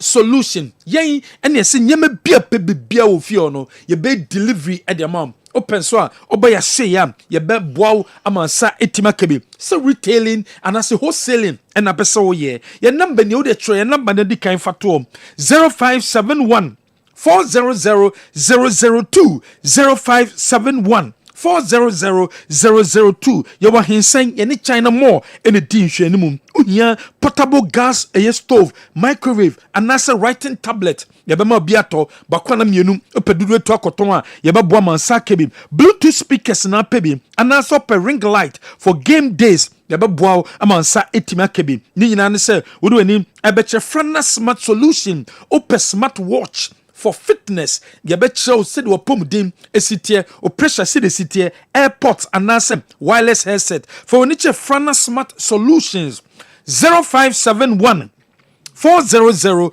002 offer number we so yabejo so Dwabiro Bank PLC yedi asempa loan ɛde abɛdwa so adwuma bi a woyɛ bia no pelona asempa loan ɛna ɔsɔ kope bi woyɛ obi a woyɛ adwuma magazine wotɔn nyɛma ɛde kɔ wotɔn nyɛma sɛ spare parts wotɔn tade anaasɛ woyi ne nyɛma firi ama no ne ba bɔmmɔde kɔpɛ dwabewura bank fo akyira kwan nneɛma wo asempa loan ne bi yɛde ɔbatampa loan scheme no nso aba yɛ maame mu a mo ne nua no mo baa no yɛ sister mo a mo wɔ edwom mo nkɔpɛ ɔbatampa loan scheme ne bi na ɛno nso mboa wo na wo sika no wo dwetire no ebi mmɛka wo ɛmfama wo sɛ savings account current account microfinance shares susu dachinti investment account baabi no wɔsɔ ɔkɔ for wɔne kyɛ ɛyɛ dwabewura bank plc na yɛmboa wo kingdom herbal center Omada Roma and the tremendous capsules no ɛde abɛdwa so tremendous capsules no ɛyɛ dra ɔba na UC wɔba besia deɛ ɛwɔ sɛ ɔhɔ yɛ neat so ɔhɔ bɛyɛ neat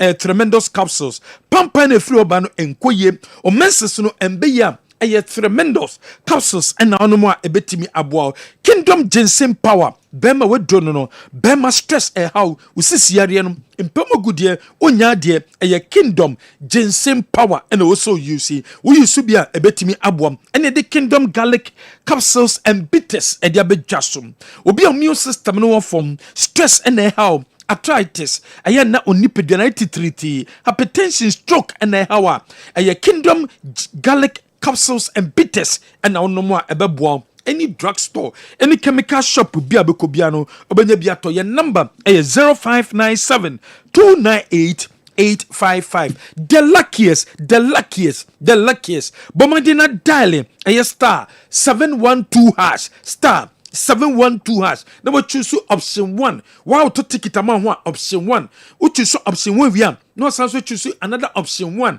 na chese ebusa se ticket saying and na beto uto ticket ni via grand draw no ebeba so 20th of December na me fi sabre kodu 20th of December no each day be draw out 3 ya phones laptops nyama bebre ye de eche uto ticket am obi so am no choose option 2 the luckiest dem ebemu abrabo no enso etimi asesa ejaba jewelry ejaba wo pempere second street edum ejaba Ashtown traffic light na say ejaba se adibie di gold aye bia no opebi ato a wo masoye ena wo soba say yellow gold and that's a white gold ejaba ena kwa won sabetimi akebi yo pempere second street edum Ashtown traffic light na say uduwa obenwe ejaba ewo ho Herbal company limited ena di Herbal criminal ede abedwa so kope baso cream ne bi na UC we so baso cream ne bi abeboa wie papa ne titu be manu obesiema nyema enkoye enfama kope baso cream ne bi na UC na emboa wie papa ne timi bo adwuma be ma de unu obesiema so timi bo adwuma kope baso cream ne bi apply to bi e penis after 30 minutes kona ko wohye na febredru 7 ne oba no eba besiem 0244 750 510 say Franco Media Institute suku a waso do banekom obano simple benye obesua sports presentation and then sports commentary news gathering and then casting music and DJing program hosting photography and that's a videography social media publication amane no problem your studio ho practicals inti obenya ho emfaso hostel facility so ewo ho Edemao, your Bantama High Street, yani NHS office no edin hwenimu. Your number is 0557 853 853. Obetuma friend ewo number way so. Yanto so ewo stories no Abdul Salam Yakubu. They no back here elite under 19 championship. One more committee no. Yanko league no. Okay, any my for league matches no ento so. League matches no esase on Friday. House of Book any ho equity penko 1-1 and a game any NDA on Saturday. Brekum Chelsea tenefie kono kokosho mu kabakwa women timi ante and a gold stars into simise bechem by 2-1. And game Sabasunie Heart of Lions etimise dreams akabako women timi ante bazake tenefie and 11 wonders kweti penko goalless drum vision and Sune Samates goalless drum young apostles tenefie mediama koshom 2-0 ewo doma Karela enso timise duana 1-0 ɛna ɛyɛ nations etimi sɛ All Blacks by 2-1 winning results awodua eto dwa table ne say Mediama our 3 Gold Stars or 3 Nations or 3 Asante Kotoko 3 Lions our 3 and a Karela and so about 3 points. Ghana Football Association wama charge bobo kwa ye friend no aye brekum Chelsea abromini Kumasi Asante Kotoko boy no wama so ma breachi aye GFA no wama regulations aye match day safety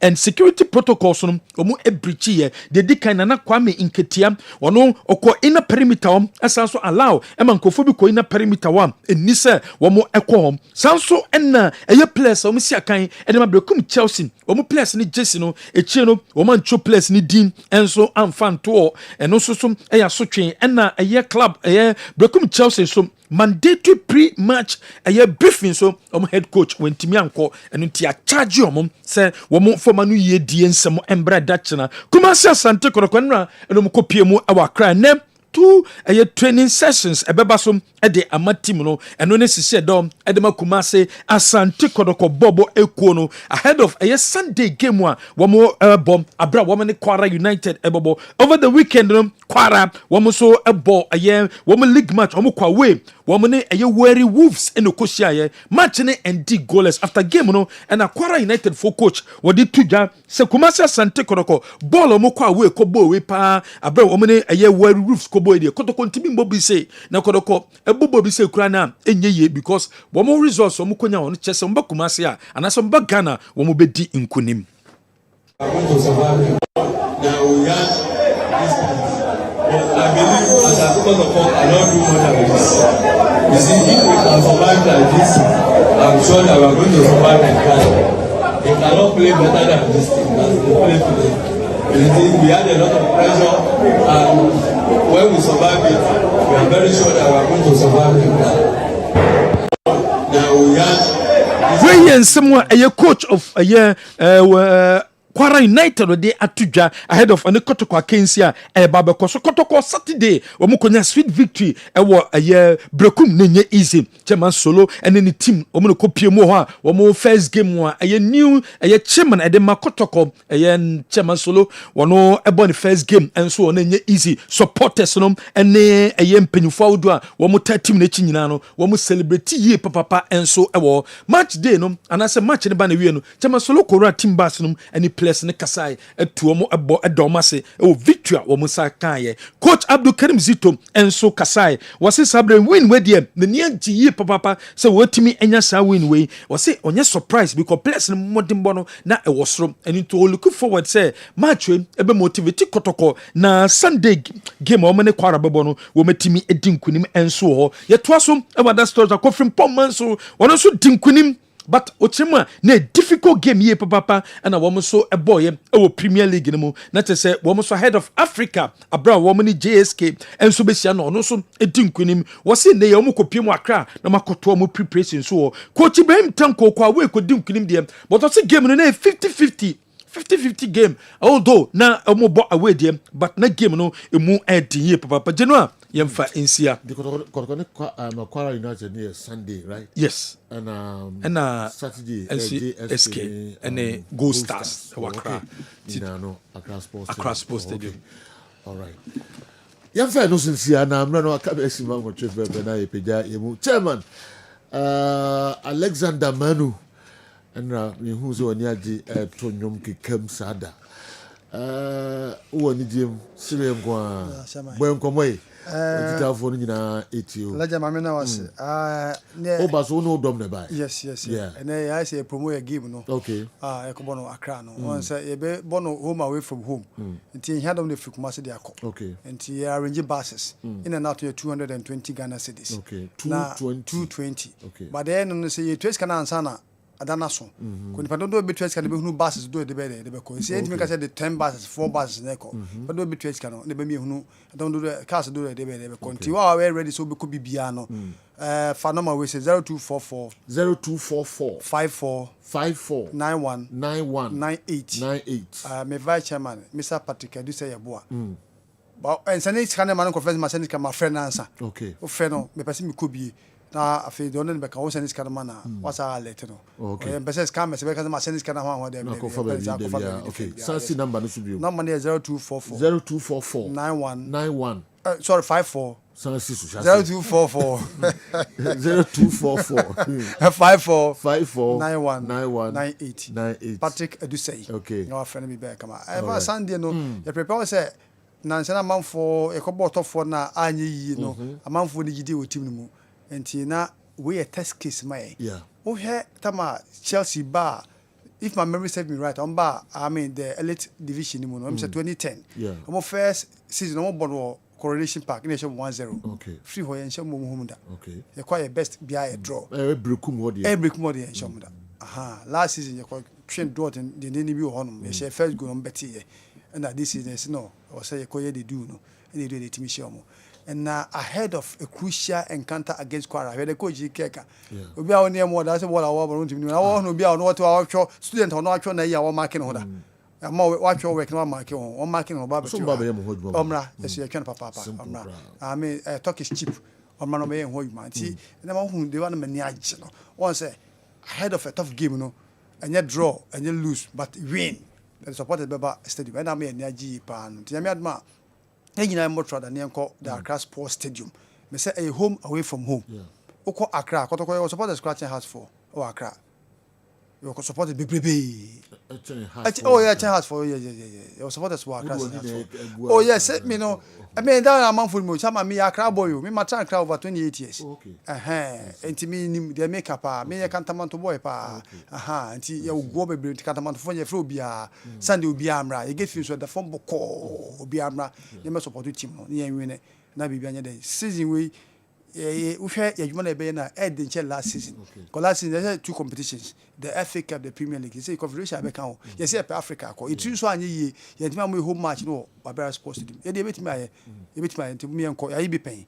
You enko na enko boni you win na. You qualify for the next round. Me per se you beko. Kwara hall na say just mere formality. You need money your Accra Sports Stadium. But teams players don't want me yet. You be here support no. Na it may be na come. Yeah, Chairman Alexander Menu, Asante Regional Secretary. Let me once I can be pena. Now find the Mena me support is bias. Don't must why not?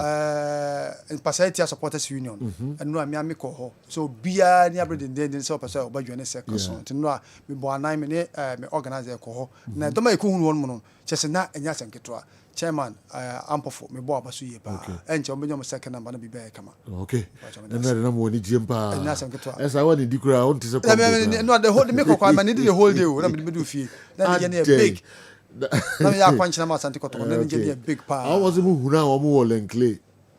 More friendly game be. Yeah, sure. Huna o mu kakra say but say na kozito ni kwa kwa yo. Maybe me ka say me ya bo friendly matches ya na me no the end results no ncha da but players no coaches in the way players they adhere to directive from the coaches no tactically in the way more respond na me but we dey also kotoko dey onya kono lusu a we dey can be bia say ma lusu u be je u ko kira dey ti waka kra bi o also kotoko dey asante ma ye pa dey pa ye ne no to material ba ko a e twa half ma wa dey fake nti you be top player top quality players ngo ye no to material ba ko e twa we dey ma wa fake ye dey original so dey tie all right congratulations thank you boss back into there o team no mba no kakra bi kra one word bi kra kan ba but o ye hwan for say ami ba cho media ne kojopoku ba cho atunzumake okay okay na nene na kakra me ka akire ye supporters ne besre kunyame aduma kosala match no ye match ya ehia ye papa esa da ya komaso nti ye besre ne supporters said ye me cha America no mumie nyina nye tugeda nienko tamrachi uhwe embonde bo a emrante na bona opani eye pa antiesre supporters umiki so say nyina be kota emrante nachi miras okay boss Mabintio me jana wa hinifalo okay ohinifero okay hinifalo bedase so mama konyen me hu da nda mapia ma yenhira me hu da seju pacho me da kotoko supporters na se Saturday no me nyina kopie o brekum me do mase na next Sunday so me sra mo so me nyina nko Accra ho nyemfa yɛn kɔtɛ press na press ni hu ya ɔmo de ɔmo bɔbɔ timi da ase pa okay all right entina ɛno so ɛno no sɛ no ano na sɛ gɛ bɔ kotoko jesi o nyafe sejo nyafe yeah na sadia me mpani fo aka no sejo Sunday match da hoyi young supporters match ti ye kase ejama players na omu ntimi nye okay nti ye nyina nka mum ne yenko na emfa nkonimdie ne mra sadia chairman kan no wo se etimi wie match no ewo nkran wasiada nti ye best supporters no se ye betimi ya sadia no so a ye nso ye ka ho ejama management ejama players ejama technical team no mu ntimi nye ti ye nyina yenko ye di esika ko support no na de ahon de nso ko support team se na be ya nkunimdie beba okay all right chairman boss but for number na sa to dwabio me pa cho pa so dwane na ye ko akra ni bia number na 0244 54 91 0244 91 Patrick Edusei me vice chairman no me vice chairman in charge of financial administration mo ambassador mo ni Kumasi Asante Kotoko e concry against Kwara United nyame yaduma kwesiada na sa game no e ba so no pamcho number no frɛ ɔse in and out no 220 okay there's all car 110 over do cost stadium street aside for do aba Kumasi fo pa all right ntina eno so eno no mesan mamutrin kwa biom yentimi ntoa so biom dumienu abo chairman Alexander Menu ne dom na eba edin se bebre betu bia no ye de besia ko vegetable ye sorry o ye ko ke won komo twetwe pa o but on him yinti ayinde pese e be kasapi ne say na na wo ye na wo nti se kwa yi nti more time more opportunity okay se kasa de okay na Kwara United coach no akwa no o vimba I'm sorry word na me use no me use I know you me use because I'm casting some no kan and more fire some no kan because it ni coach akobo match for Nigeria team now the ball has nothing to do with that Sandu Kotoko ubi also ball na sa team the ball and Kotoko ntimi ball sa ball na sa ni kasa I mean me ball so my no boy what if Kotoko bought the boy and crowd double or 3 times on the super cancer you prepare your team against Waskatu Kotoko na Waskatu Kotoko why not prepare your team against Kotoko but men can say ball now we any boy you know Kotoko intimi more ball sir and it is Sankofana so and Kotoko but so you could say that Sebia will team no ebia more prepare more focus for Africa no Sintebia we no man come with all Arsenal no man be Mulusie na say ball na sa team no a boy Kotoko team mobile I mean how can you say this okay we Africa coaches in be new omun just obuso mu interview anya me adom nya adawro made ebia no talk akazasem Yen fancy e peja ye mu kojo okay Joe Asante Kotoko second half performance against Chelsea reminded me of a typical Fabu style of play for about 10 years now. If Zito can build upon this and pick the team on time, I'm sure the league and CAF will be possible. Kofituo Elubo una the message we and so by messages no dos we someone and the mon fan chain into me and kind messages no nyame yaduma ochina e besan at transbiom if it's amre kwe nyina no news titru de koso e wo menhia na asantehima.ye no eni abre papa ne e de mo nyina ase besan mo at transbiom yakra